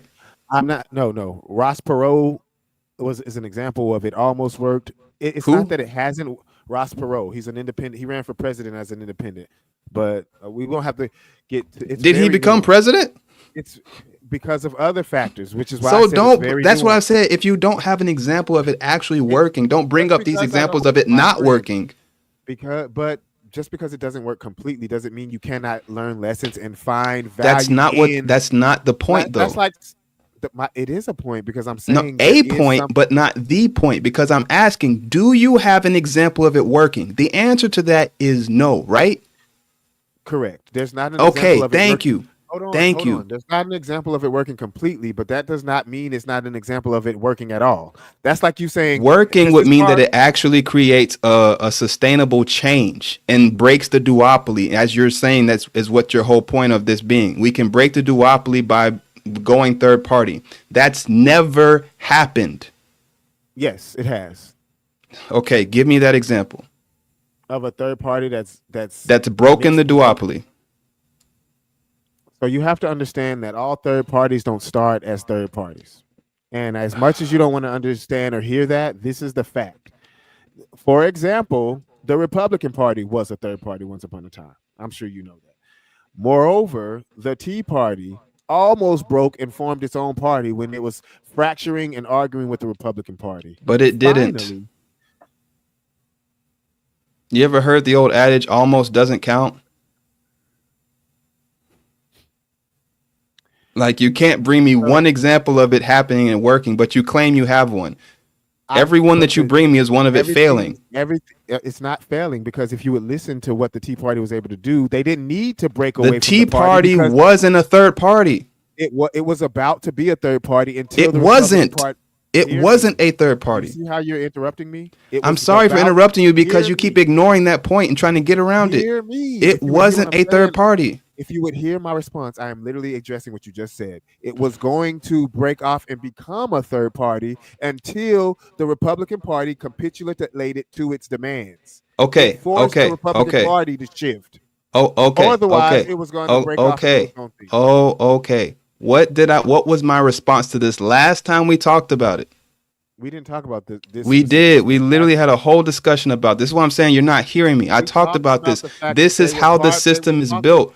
We talked about the fact that they were within the party, but we did not talk about the reality that if they had stayed the course, they would have broken away. Things changed. You keep trying to make it black and white. It's a nuanced issue. And yes, we don't have I'm an the only thing example I'm of- making black and white is the part that is black and white, because I literally already addressed this last time we talked about it. I told you all the successful grassroots movements get absorbed into the two-party system.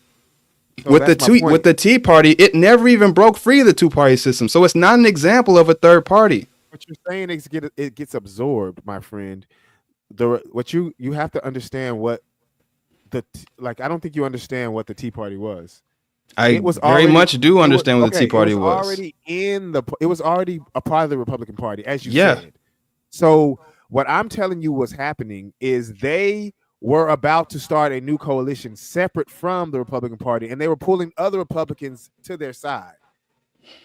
The Republican Party did not want this to happen because they knew it was dangerous, and so they Stopped it from they stopped happening. by capitulating, if you know what that means, to the will and the whims of the Tea Party. So what I'm trying to tell you is, as much as you're saying the Tea Party got absorbed into the Republican Party, No, and the now that Tea it got Party- absorbed, it never left. Okay, sure. What it shows us though is that a few people can put a crack in the system, and both parties are afraid of people breaking the rank and file. That's Time what out. I'm getting at. Time out. It doesn't show that. What it shows that if you already have the political structure, the funding pipelines of an existing party, the Democrats or the Republicans, then you can try and create chaos within there. But even if you do try and create that chaos, it won't go anywhere. It won't go anywhere because they got their way. Moreover, the reason why, like, you're missing the point. You're saying it did go somewhere. They got what they wanted. No, I'm not missing the point. I'm trying to highlight the point for you because you're using them as an example of a third party working when they were never a third party. The significance of that is that they didn't have to start. They didn't have to get all the funding that a third party would have to get. They didn't have to get all the extra votes. They were already in office. We're in two different worlds. I'm not trying to say that they're an example of a third party winning. I'm not going to that extreme yet. My specific point is simple.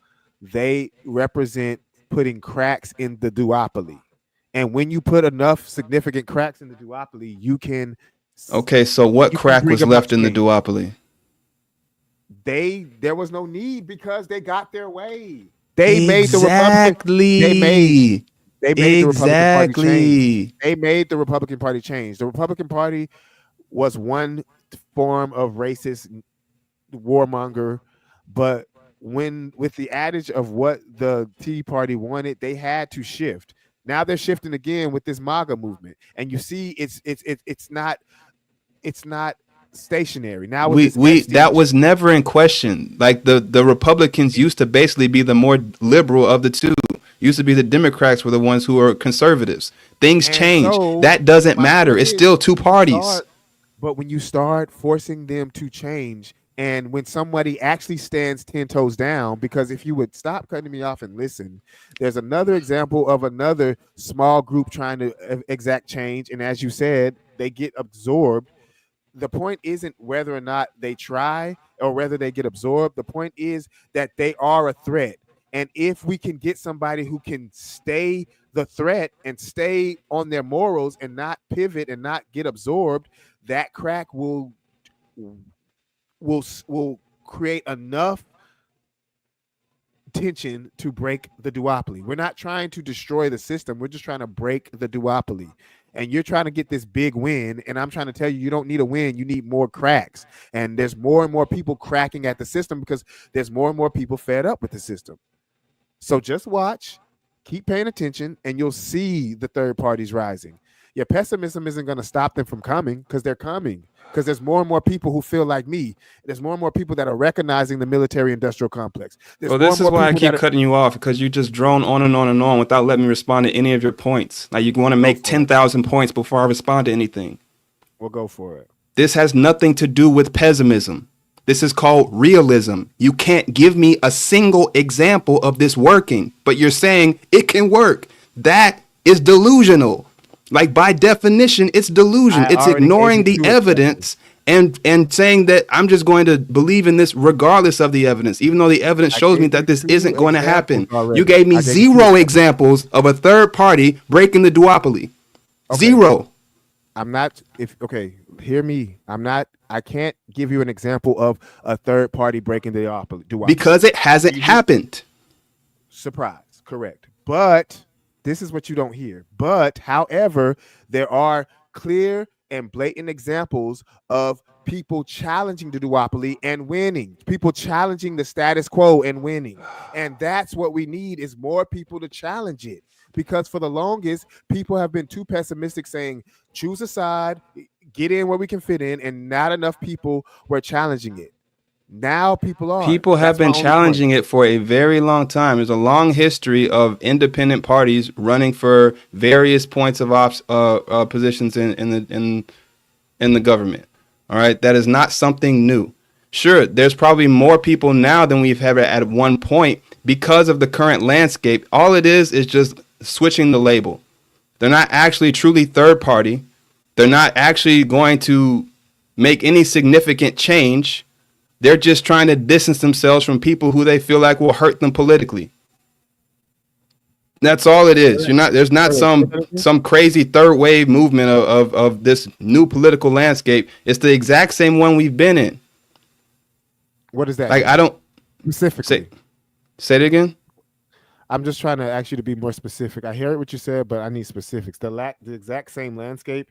These people are the same as what? Yes. Like the people you're talking about who are independent, or not, maybe not every individual one, but in general, there's a push away from these labels like Democrat or Republican or MAGA for various reasons. You have the whole Epstein list coming out where everybody's scared or where everybody's nervous to be associated with the wrong person. It creates this space of where you need to actually stand on your own. But what you're talking about, the dream you have of actually changing, isn't going to happen from these things. Right, that you're saying if they stand 10 tones down, if they do this, if they do that, what makes you think they're going to? What makes you think things are going to be any different than they have been? Excellent question. Because if you look at Shawarma Samant, I'm butchering her name, the young lady running for Congress right now, running against a Democrat, she started as a community organizer. She started getting $15 minimum wage in her home state, her home city, and she's got slow marginal wins, and she's been building them over and over, getting this, like, you want to undermine it and just brush past it, but getting that Amazon tax was huge to like start normalizing the reality that billionaires and billionaire corporations are going to have to pay a bit more to live in our society. And so they are a test case for the rest of America. Wait, so real quick on the Amazon tax point before we go off on something else. What happens when you tax billionaires to operate in the U.S.? A lot of things happen. Like what? What's the main big thing? How do the businesses respond generally? It depends on the taxes, bro. Generally, when you try and charge companies more for having their factories, having their stuff here in the U.S., this is a staple of U.S. economics. They pack up and leave. They go to other countries. They outsource. That's how China got so big. Sure. So I don't see why you keep bringing up this Amazon tax as if it's some big win. We've had this before. We've taxed them before. They just leave. So yes, they're going to Amazon is going to Mexico. Amazon is exactly for sure, but they're still in Seattle. They're still paying the tax, and the tax is over 15 years old or 10 years old at this point. So So yes, they may move. Yes, they may adjust. Yes, they will pass on the savings, but the reality, or the pass on the costs. But the reality of it is they're going to have to pay. And on another point, Amazon's probably the worst example you could give, because Amazon doesn't do profits. They've been like in the red for like 20 years. Sure. In any event, it was a corporation that people were getting displaced, and the money that they're raising for this tax is going to housing. And there's probably a lot more to it that can be argued, but the reality of it is they're taking from billionaire corporations and trying to do something productive. And she's been trying to do things productive on the ground. She will not get sucked up into the Democratic Party because she sees what they have been, and if you go look at if you read, a lot of this is in plain sight. If you read what these new independents are saying, their message is clear. They are coming in with the mandate to not one. There's one guy running. I'm sorry for jumping around, but he's forcing. If he gets in office, that he wants his whole constituents to sign a contract. We're like, this is exactly what I'm going to do when I get to Congress. And that's something that no congressman has done yet. Like actually be held accountable to their voters for what they claim they're going to do. And so there's a bunch of movements like this. Last one I'm going to speak to because you're going to love this. This Butch Ware, some guy running for mayor or governor. He's an academic, and he was gonna run for president, but things went south, and they didn't win the presidential. They were on the ballot, but they didn't win, obviously, because it was a third party. But what he has done since joining the Green Party and getting more people and getting more eyes and balls on the third party is he's brought an articulate black man, and I'm not hero worshiping him because he could easily fuck up and do something that will take away every compliment that I'm giving him right now. But so far, what he's saying and speaking to is he's a Muslim man who lives on his principle. He's a historian, an educator who simply sees the duopoly for what it is, sees the racism in America for what it is, and is running for office to fix it. He's running against Gavin Newsom and whoever the Republican candidate is, and that's a three-way race where this black Muslim has a legitimate chance of becoming the governor of California if only he gets support. What he has now is Muslim and Arab support and the general Green support, but there's this general backlash and kind of like hesitation, as we were just talking about earlier, that once they find out that he's Muslim, they're like, oh, we can't vote for him. But he's making waves because of that. And there's this like counterbalance where there's half of the populace are like, oh no, we can't vote for this Muslim man. And then half of the populace is like, this might be the moral savior we need. And I'm not trying to Obama worship him, but I think there's the simple fact that there's enough movement where there's people trying to disrupt the system, and they may not all succeed, but we have to at least give them a chance without being like, it's never worked, so let's not try. Okay, so if you know what, I'm not even gonna. Okay, thank you for fleshing that out. Okay, but here is what I hear when you keep saying that, oh, this time it's different, or this or that and that and this. They say that literally every election. This time it's different. But what happens? You get the exact same results. So pointing to someone who you think has a good chance of getting in, and then if he just turns out to be more than just a politician like every other politician who's ever gotten into office, then maybe, just maybe, we can get to this promised land. So that's all I hear. Like, the results are always the same. Two parties swap control. The rich get richer, the poor get poorer, and all we get is basically crumbs at this point. Right? So even if third-party candidates like Butch Waves like surge for a moment and they get popular, they either get ignored, they get absorbed, or they get crushed. So until we actually build power outside of this system, economic power, cultural power, institutional power, we're just swapping dealers at the same rigged table. And that's what you won't acknowledge. You keep saying that, oh, you're just a pessimist. You're just a pessimist. You're not going to stop the hope. I don't want to hear none of that, okay? Because you have nothing to show me. With respect, I know I'm getting excited, but you have nothing to show me that has actually ever worked. I can't show you anything that has actually completely ever worked because nothing has, and that's my point. You're muted, I think. I can't hear you. My bad. Before I respond, I just want to acknowledge a few good comments that I just saw in the chat. Cracks in the duopoly sounds like etching little pieces of ice off a planet-sized ice ball. Facts. With enough money and threats to her family, I think she's talking about Sharma Sarant, she will literally be like the rest of them.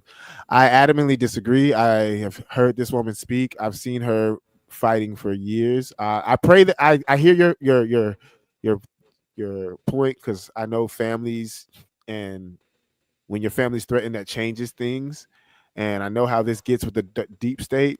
So I do hear your point, but the optimist in me, prays to God, she stays. The optimist in you is the trap. It's the hope injection cycle, like the oldest trick in the book. Every few years, someone just insists, this time things are different. You had Ross Perot back in 92. I don't know if you remember that. Ralph Nader, you probably remember that one. Ron Paul, Bernie Sanders, all moments of supposed realignment. Everyone just knew Bernie was getting in. Yeah, Bernie's going to do it this time. What happened? Nothing. My brother. Nothing. My brother. What? As a young scholar who went to Emory University and actually studied political science, I can tell you. Don't go down that road, Desmond. I'm going to go down that road because this is what I know. Okay. You say that's what you know, but that's going to backfire. Go ahead. Make your point. I don't have to. I'm not, and I don't have time now because we've reached our 2-hour mark. I don't have the time to go through each and every one of those examples you just gave. But to sum up every one of those examples, they were examples where the duopoly won because we allowed red and blue to work behind the scenes and win. That does not mean we're just because they've sabotaged us before in the past and they keep sabotaging us. All those are examples of the propaganda winning. There's going to be a time I picked them for a reason. There's going to be a time when the propaganda fails. There's going to be a time. The thing is, like, the reason why Ibrahim Traore might not get assassinated like Thomas Sankara and the ones that came before him is because maybe, just maybe, we will learn from history. And so I know Ross Perot's downfall. I know every single one of those third party and independent, libertarian, independent candidates, they had issues / the propaganda machine was at its highest. We live in a very, very unique time. And to just say, well, history says we haven't succeeded, so therefore we won't succeed is not we haven't succeeded, so we won't succeed. We haven't succeeded doing it this way, so we won't succeed doing it this way. That's the part you're trying to just gloss over. And hang on, because you went on for a minute. I want to respond to some stuff. Okay. A college degree, especially in something like political science, does not make someone automatically understand the mechanics of change in real life. Okay. Let's get that out the way. Hang on. All it means is that you've studied. Hang on. It means that you studied a curriculum that's been designed by the very system that you think you're critiquing. If the government wrote all the textbooks about how the government works, do you think they're going to highlight the ways that you can successfully challenge or dismantle its power? No. That's not accurate. They're going to focus on the theory of democracy. They're not going to show you the real world manipulations. Poli-sci, it teaches how the system is supposed to work in theory. It doesn't show how it actually operates when corporations, lobbyists, and entrenched power structures get involved. That's not true either. It is true. That's a generic degree, but I said poli-sci, not generic degrees. Poli-sci. No, I'm saying that's a generic understanding of what a political science degree is. Any degree, even in biology, is what the student makes of it. So when I went to study political science, I had a focus and comparative government. You didn't hear what I said, or you're ignoring part of what I said there. Because when I'm talking up, okay, go ahead then. Go ahead. I'm literally gonna let you go ahead. No, you're saying you heard, so go ahead. I won't reiterate if you already heard. If I heard you correctly, correct me if I'm wrong, and I mean no offense, and no offense was taken. You're thinking that all we're getting is a generic understanding of textbooks given to us by the government. And no, that's not what I'm saying. And do comparative theory. No, that's not what I'm saying. What are you saying? I'm saying your education is a product of the system. No doubt. But the system is not going to teach you. It's not going to educate you how to dismantle it. And that's my point. It doesn't have to teach you how to dismantle it. All it teaches you, that's 1,000% true. So I'm not disagreeing with you there. The only part that you're missing is it. Unfortunately, college also teaches critical thinking. It teaches logic. It teaches for those. That's such a hearty laugh. For those who are willing and ready to absorb it. Oh, that was a good one. That was a good one. Oh my For those goodness. who are willing and ready to absorb it, college is as Nadia Oh. said, is a bright, beautiful place of delusion at times, but you can, it is what you make it. So I'm not disagreeing because what you said is definitely accurate to what a lot of people get out of college, but you don't have to just like pretty soon, once I got in college, I saw what you're speaking to. The like institutionalized, like this is what we want you to learn, this is the standard. But the also side of college is it shows you everything if you Then search. you should And not so be trying to appeal to the authority of a degree that we both know doesn't no, matter in the end. what I You was should what just I be was able to no, no, explain no, your no. position without saying, "Oh, I went to college and studied this." No, It, no. it shouldn't matter What I was whatsoever. appealing to is if what I was appealing to simply is that you mentioned 4 or 5 specific political moments of independent movements. And what I Yep. was saying is all I was pointing out was unlike most, I've intimately studied these moments, not trying to point out Regardless, anything like other than again, it shouldn't matter whatsoever. Like that. so That it matters honestly, it makes if your we're talking about bro, if we're talking about some biological event in the Bible in your body, and I say yes. as Either someone you who can studied explain it or you biology, can explain it. Your degree does not matter. it does matter. It I doesn't. mean, no, it doesn't matter, but it helps. All I was saying was Whoa, okay, what was it that? doesn't matter. It doesn't matter. Thank you. That's Mossad. You said Mossad. Who? Oh no. Oh God, he's going there. Okay. No, but you're right. It does not matter, especially from somebody who's been around too many people that think their degree means something more than it does. I'm not trying to use it in that way. What I'm simply trying to say is these examples you gave are more nuanced from my understanding and learning. That's as somebody who went out of their way So to. what did I say that was wrong? It wasn't wrong. It's just that you simplify it. You That's pointed out my Ross point. Perot. Because I'm pointing out a specific part of it. I'm not simplifying everything that could be said about these figures, but I'm saying that these are moments where everyone said, "Oh, this time things are different," and they were not different. But The they were. reasons why they were not different is something we can go into. And these are exactly the same reasons that I'm telling you that this time is no different. Because those reasons have not gone anywhere. And that's my point. And that's what I was trying to get to is it is different, it is nuanced. And if we looked at every specific detail, we'd see that the duopoly won in each time, in each Yes. instance. And my point is the more and more we know that the problem isn't the system so much as like Nadia said earlier, votes do not matter. That's a highly inaccurate statement. It's not that votes do not matter, it's that uninformed It's votes that don't matter. your votes Ignorant, don't matter. no. Ignorant votes don't matter. If you're giving your vote to the duopoly, it does not matter. But if we used our vote, if the people voted as a like we have a democratic republic.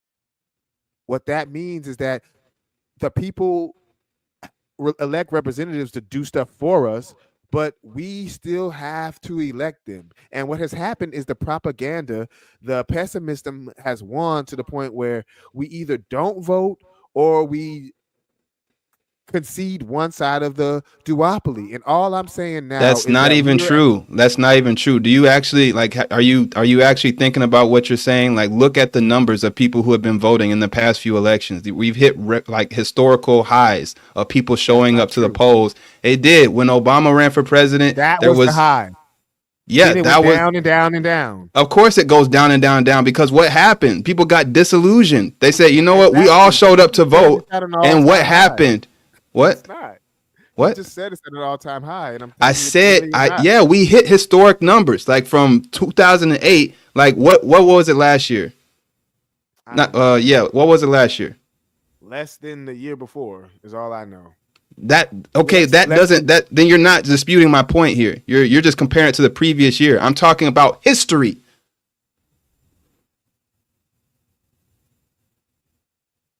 I mean, on average, I don't know. I got to look into the data. On average, I'm pretty sure it fluctuates, but there was an all-time high at Obama, and there's been disillusion since. So, what's your point? My point is that you're saying that pessimism has just gotten people to where they don't want to try anymore. No, we're not. You're trying to look at a tiny sample size. You need to look at the bigger sample, the bigger data set, and look at what's actually happened. People have been trying. When they try, it doesn't work. People try, it doesn't work. People try, it doesn't work.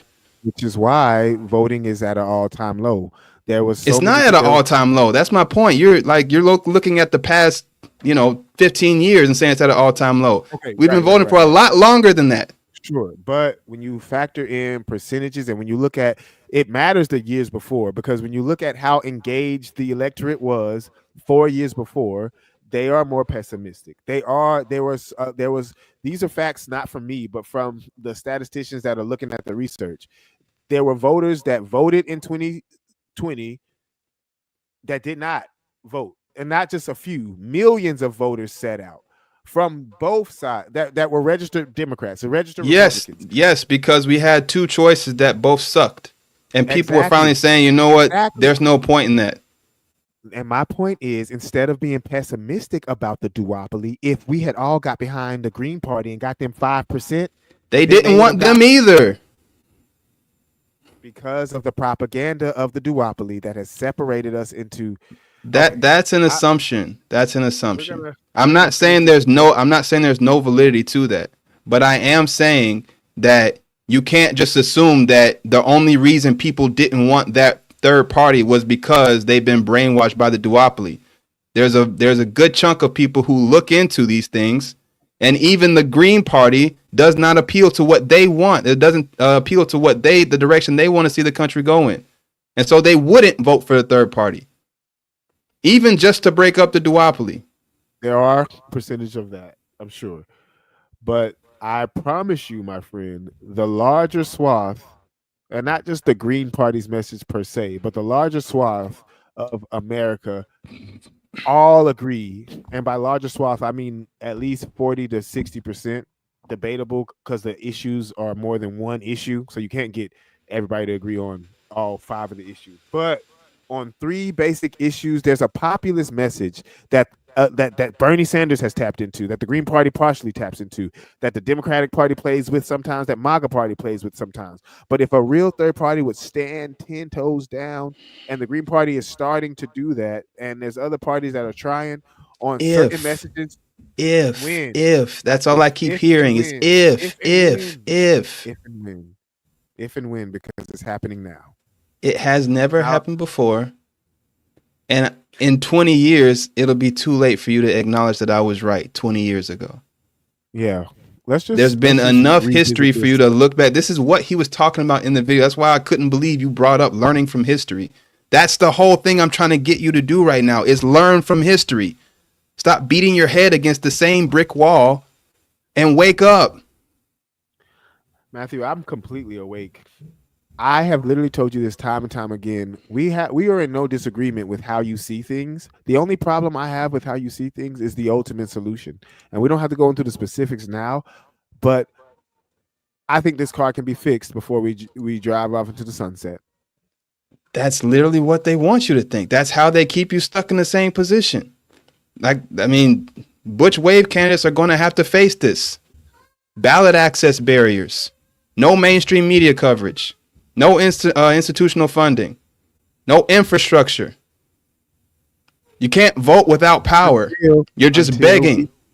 Until we give them the infrastructure, until the people. That's how are you gonna do that? Flesh that out. How are you gonna give him infrastructure? So the infrastructure is coming from the people.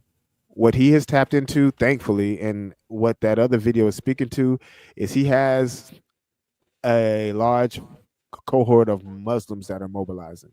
And the Muslim community is getting the message out in ways that hasn't been happened before. That's why Trump lost. That's why Trump were on the swing states. Detroit, there's a large Muslim or Arab Muslim population in Michigan, and Pennsylvania, surprisingly. Didn't see that coming.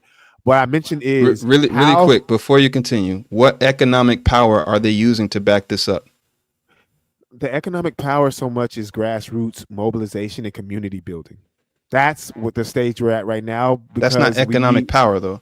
It is from the perspective of the community being built. There's economics when the money's kept in the community, when it's circulated within the community, when there's more educational facilities. Where Right, there's right, less right. But I'm crime. not talking about theoretically. I'm talking about what are they actually doing? Because he's actually running for office. Yeah.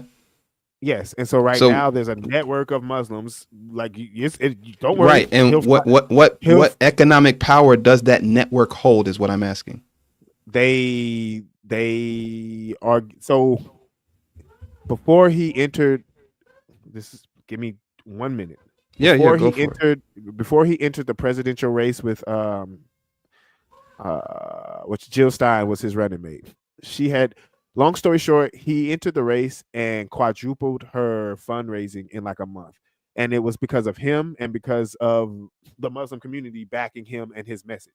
So what it is like the general donation, small dollar donations, the same kind of way Bernie Sanders was able to get. Wait. Sorry. I'm not trying to get on your nerves. I'm not trying to be a stickler, but I'm just trying to get my brain wrapped around the numbers. You said he quadrupled her fundraising. Quadrupled it from what to what? So I think she raised like $1 million in 2 months, and then they raised like $2 million in a month. Okay. Like she was like barely making money, and like it took her a while to get $1 million raised. Like, Right. And he did that in no time. But the way it was done was small dollar grassroots donations, small donations, because people, the populace, if we get enough people that believes in a livable wage, universal health care, like stuff that a majority does agree with, black, white, Republican, and Democrat, but that haven't been listened to by the duopoly, that is the message that has resonated and has spurred, and that's the same money. It's the same money that Bernie Sanders got. Okay, thank you. My brain is wrapped around it now. So now I need to understand where this optimism is coming from when we're talking in single-digit millions and the competition is talking billions. I'm just gonna say alhamdulillah, bro. It's gonna be a battle against David versus Goliath. I know that.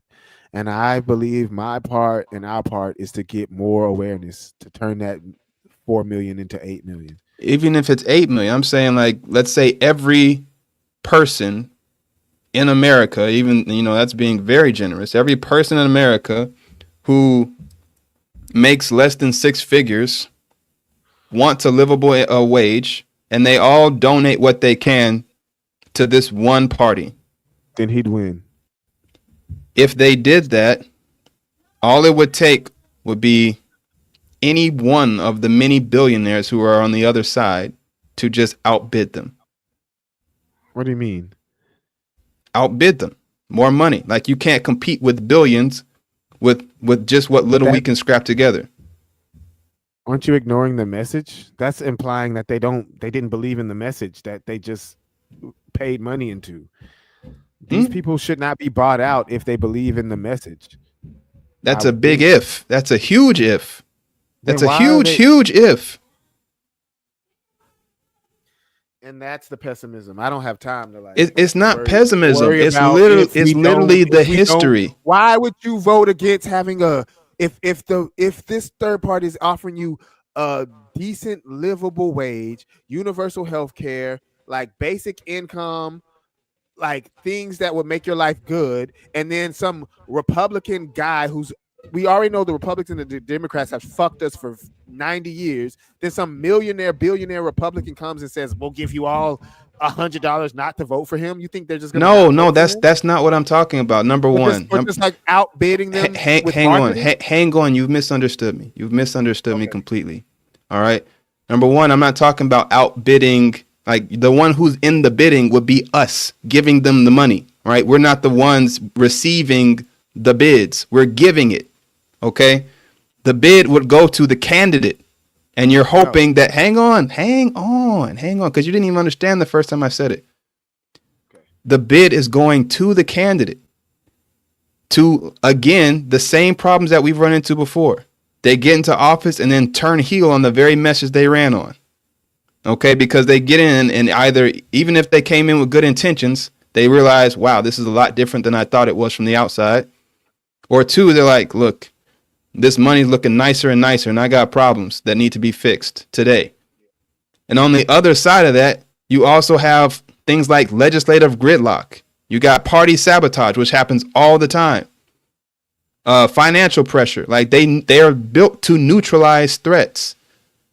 So, and even then, like, so let's just pause for a second on the hypotheticals of this actually happening in like a presidential election. Let's just look at what's actually going on in these like local elections. What happens after these independents get elected? Like, how do they actually pass laws, and how do they resist being bought and co-opted? Yeah, that's the tough part, honestly. That is the next real battle. I know we will get in.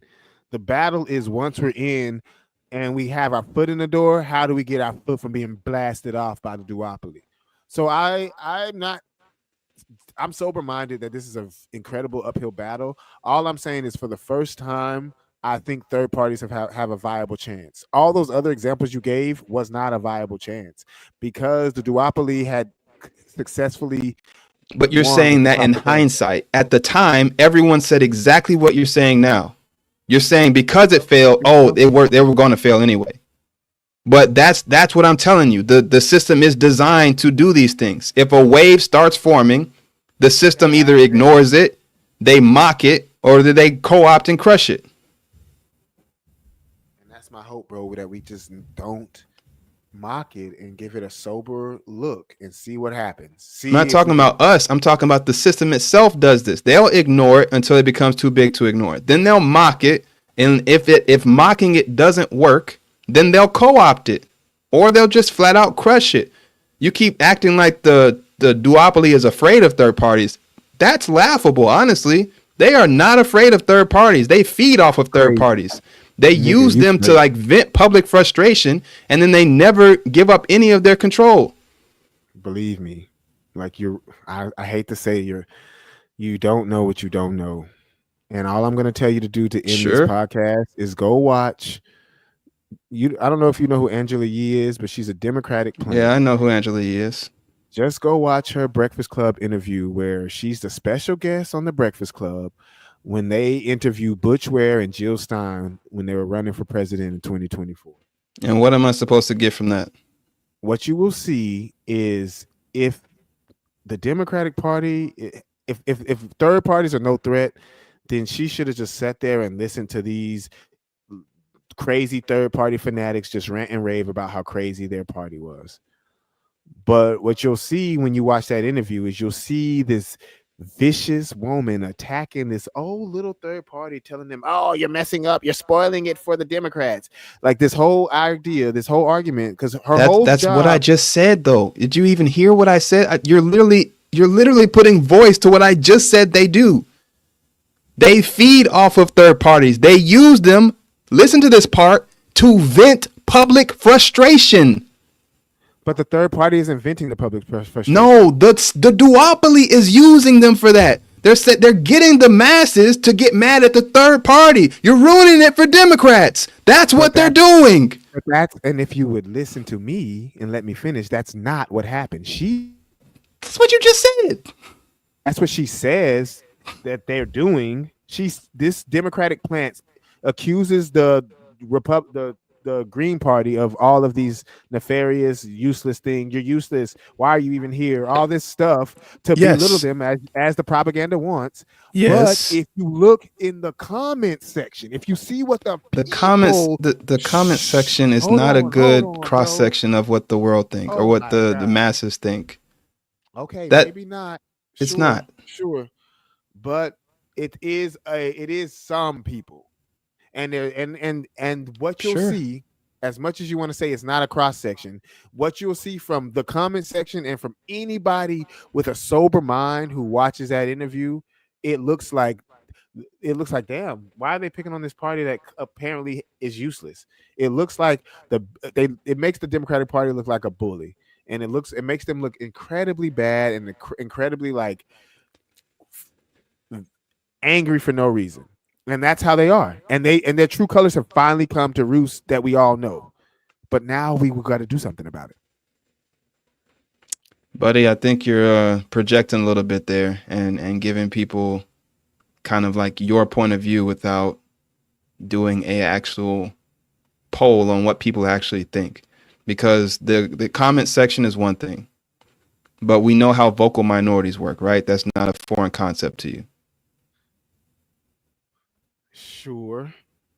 Okay, so we can't just look at what the comments are saying on an internet, on a YouTube video or something where a particular audience is being directed and curated, right? You're looking in one possible echo chamber. I haven't looked at it myself. I'm not saying it's wrong. I'm just saying on its own merit, that's not credible. It needs to be validated, right? Verified. So what you can also look to, and this is just one of many examples, but past the comment section, there were I didn't look at all of them because obviously the internet is a large space, but there were not tons. There were many reaction videos to the Breakfast Club interview. Yeah, that's how these viral moments work. Because it was a viral moment. That's why my point. It was a viral consensus that the Democratic Party looks bad right now. Like it doesn't. They came on to do damage control. I'm not saying that they didn't. But my point is, like, the comment section and general opinion outside of the comment section, from what I saw in my limited scope of research, shows the reality that, like, the Democratic Party is actually afraid of these third parties. Otherwise, why would you send an attack dog to, like, shut them down on a Breakfast Club interview? Except for the fact that there's like a myriad of answers to that question, though, right? Like, if you think about it for 1 second, outside of the current context that you're looking at it in, you can see there's a lot of possible explanations for why they would do something like that. Right? Have you ever seen that movie, Fun with Dick and Jane? Hello? You still there? No, I said no. Oh. Well, it's actually pretty hilarious. It's one of the it's Jim Carrey, if you like him. And basically he works at this I forget what industry they were in, but some big corporation, and he finally gets this big promotion. He gets called up to the top floor. This is how the movie starts. And he's so excited to get this promotion. He's like, all right, as your first task, you're getting all this new corner office, you're getting this, you're getting that, and your first task is to go on to this interview and represent the company. And he goes on there, thinking it's all going to be sunshine and this and that, but he doesn't realize that the corporation is in hot water because of some recent events, and that he's basically being given up as a sacrificial lamb while the CEO makes off with, billions of dollars. But long story short, there's a myriad of reasons why somebody might get put in that kind of situation. Maybe it is exactly what you think it is. I personally, at this point, I strongly disagree. I don't think that I don't think either of the two parties fear third parties, because what reason have third parties ever given them to be afraid? Like, they literally lose every single time, which has been my main contention this entire time. You've been saying that this time it's different. So no, I don't see any reason for them to be afraid. I don't see anything in their actions that say they are afraid. Sure, people can overreact. People can do things that make them look bad or make themselves look bad. I'm not saying that didn't happen, but I am saying that one instance of them picking on the Green Party doesn't mean that they're afraid of the Green Party. Maybe they just overplayed their hand. Maybe they just got a little too confident and too cocky and thought that that was the right approach to take, and it wasn't the right approach to take. They're not gods. They're not perfect. They're not like these masterminds. I can give you. It's not what I'm telling you is not. Whoa, wait, hang on. Your audio went crazy. It sounds like you're talking through a tin can. What I'm telling you is not an opinion. I think you misheard me. Like, it's not a question as to if the Democrats and Republicans are afraid. It's a fact. I'm telling you about the propaganda. Yes, that's crazy. That's crazy. Hold on. Let me. Before you continue, justify that. Justify it, please. I'm about to justify it. Not only have they done active propaganda campaigns to discredit them and to make them look weak in society, what they also have done is this is in the Democrats' own word. They have also went on what they call like a legal war, like a I forget the exact terminology. I don't want to screw it up, but essentially what they did was they hired a bunch of attorneys to, because they know that these third parties don't have the money that they have, they file these Yep. frivolous lawsuits in every state, to just simply slow down the process. And you should listen to Jill Stein, the Green Party, talk about what the Democratic Party has done to them. Like, that shows that they're afraid. So what they'll do is they will take file in every single state, and the third party has to respond to all these lawsuits individually, and it just slows them down just to keep them off the ballot. Like, this is a democracy. Everybody's supposed to get a chance. If you're not afraid of them and they're useless, let's let them be on the ballot and nobody will vote for them. Why You're not understanding. You're not understanding. Let me just finish this real point. I'm Why sorry, are you go spending ahead. millions and millions of dollars to frivolously put lawsuits against these third parties to keep them off the ballot, to remove their ballot access, to challenge little technical stuff with their with, 'cause you gotta think, not everybody's running for president. We're talking about even the people running for smaller offices that are third party. They have attorneys that are job of just to find nuances and mistakes just to slow them down, because they don't want a third party to arise. Oh, It's not okay. a question. Can I answer your question now? Because you just I specifically told you how and where they said weaponize it's the a fact. legal system. You said it's a fact, and then you gave And no they've admitted to it. justification for it being a fact. Hang on. I just said they admitted to it. Hang on. No, what you said was that they admitted to their strategy to squash them. They never once said we're doing this because we're afraid of them. Why would they say that, even if they were afraid? Exactly. Of course, they're not saying exactly. they're afraid. They're actually- That's my they're point. You're actually showing jumping. Hang on. I listened to you, didn't I? Yes, you did, and I appreciate that. Go ahead. Thank you. I literally already addressed this. Legislative gridlock. It's one of their strategies. It's why they're not afraid of these third parties, because the system is designed to crush them. They don't have to be afraid just because they run the play. It's like, let's say a football team is afraid of the other team because they play defense. That's what they're supposed to do. That's in the playbook. That doesn't mean you're afraid. What? This is different from defense. The analogy falls like they're cheating. It's not. This is Are you even listening to anything I've been saying this whole time? I'm telling you, they cheat. That's how they play the game. The game is rigged. You're not listening to me at all.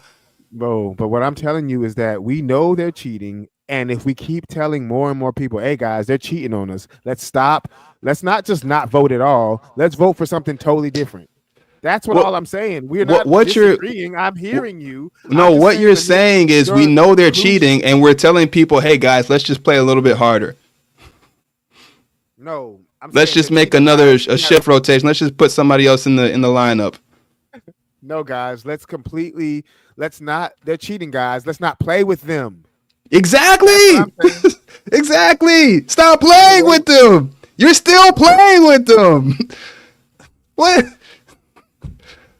Oh, Desmond. Look, man. I know it seems like we haven't gotten anything accomplished. Yeah. Actually, 2 hours and 33 minutes of shooing away bots. Oh my gosh. Oh my gosh.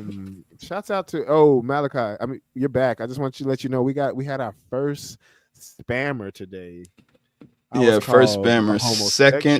Second troll. Yeah, man, we had a troll in the chat going berserk, but Matthew was on top of it. Thanks for coming back, bro. This was almost useless. No. Yeah, we could honestly argue about this all day.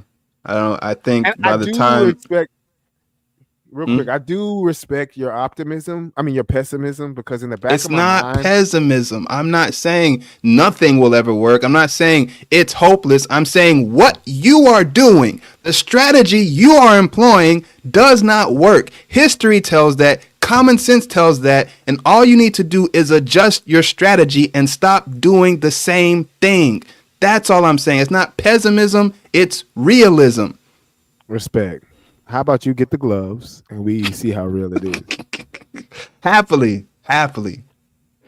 After surprised you? after the 3 different times we've had this conversation, I'm ready to scrap. Look, we may have had it 3 times, but our audience has to hear this for the first time each time. This ain't the first time. This is the 3rd time we've had it on stream. We've talked about it more than just 3 times if you're just talking about lifetime. But yeah, I mean, 3 times on stream we've had this conversation. That's true.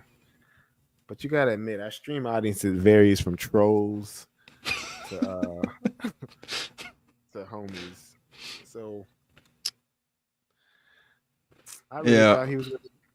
Anyway, I gotta get on the road, but you've given me a lot to unfortunately think about in terms of, is there a way? And I would just like you to, I would like to say the word in the words of Trinidad James.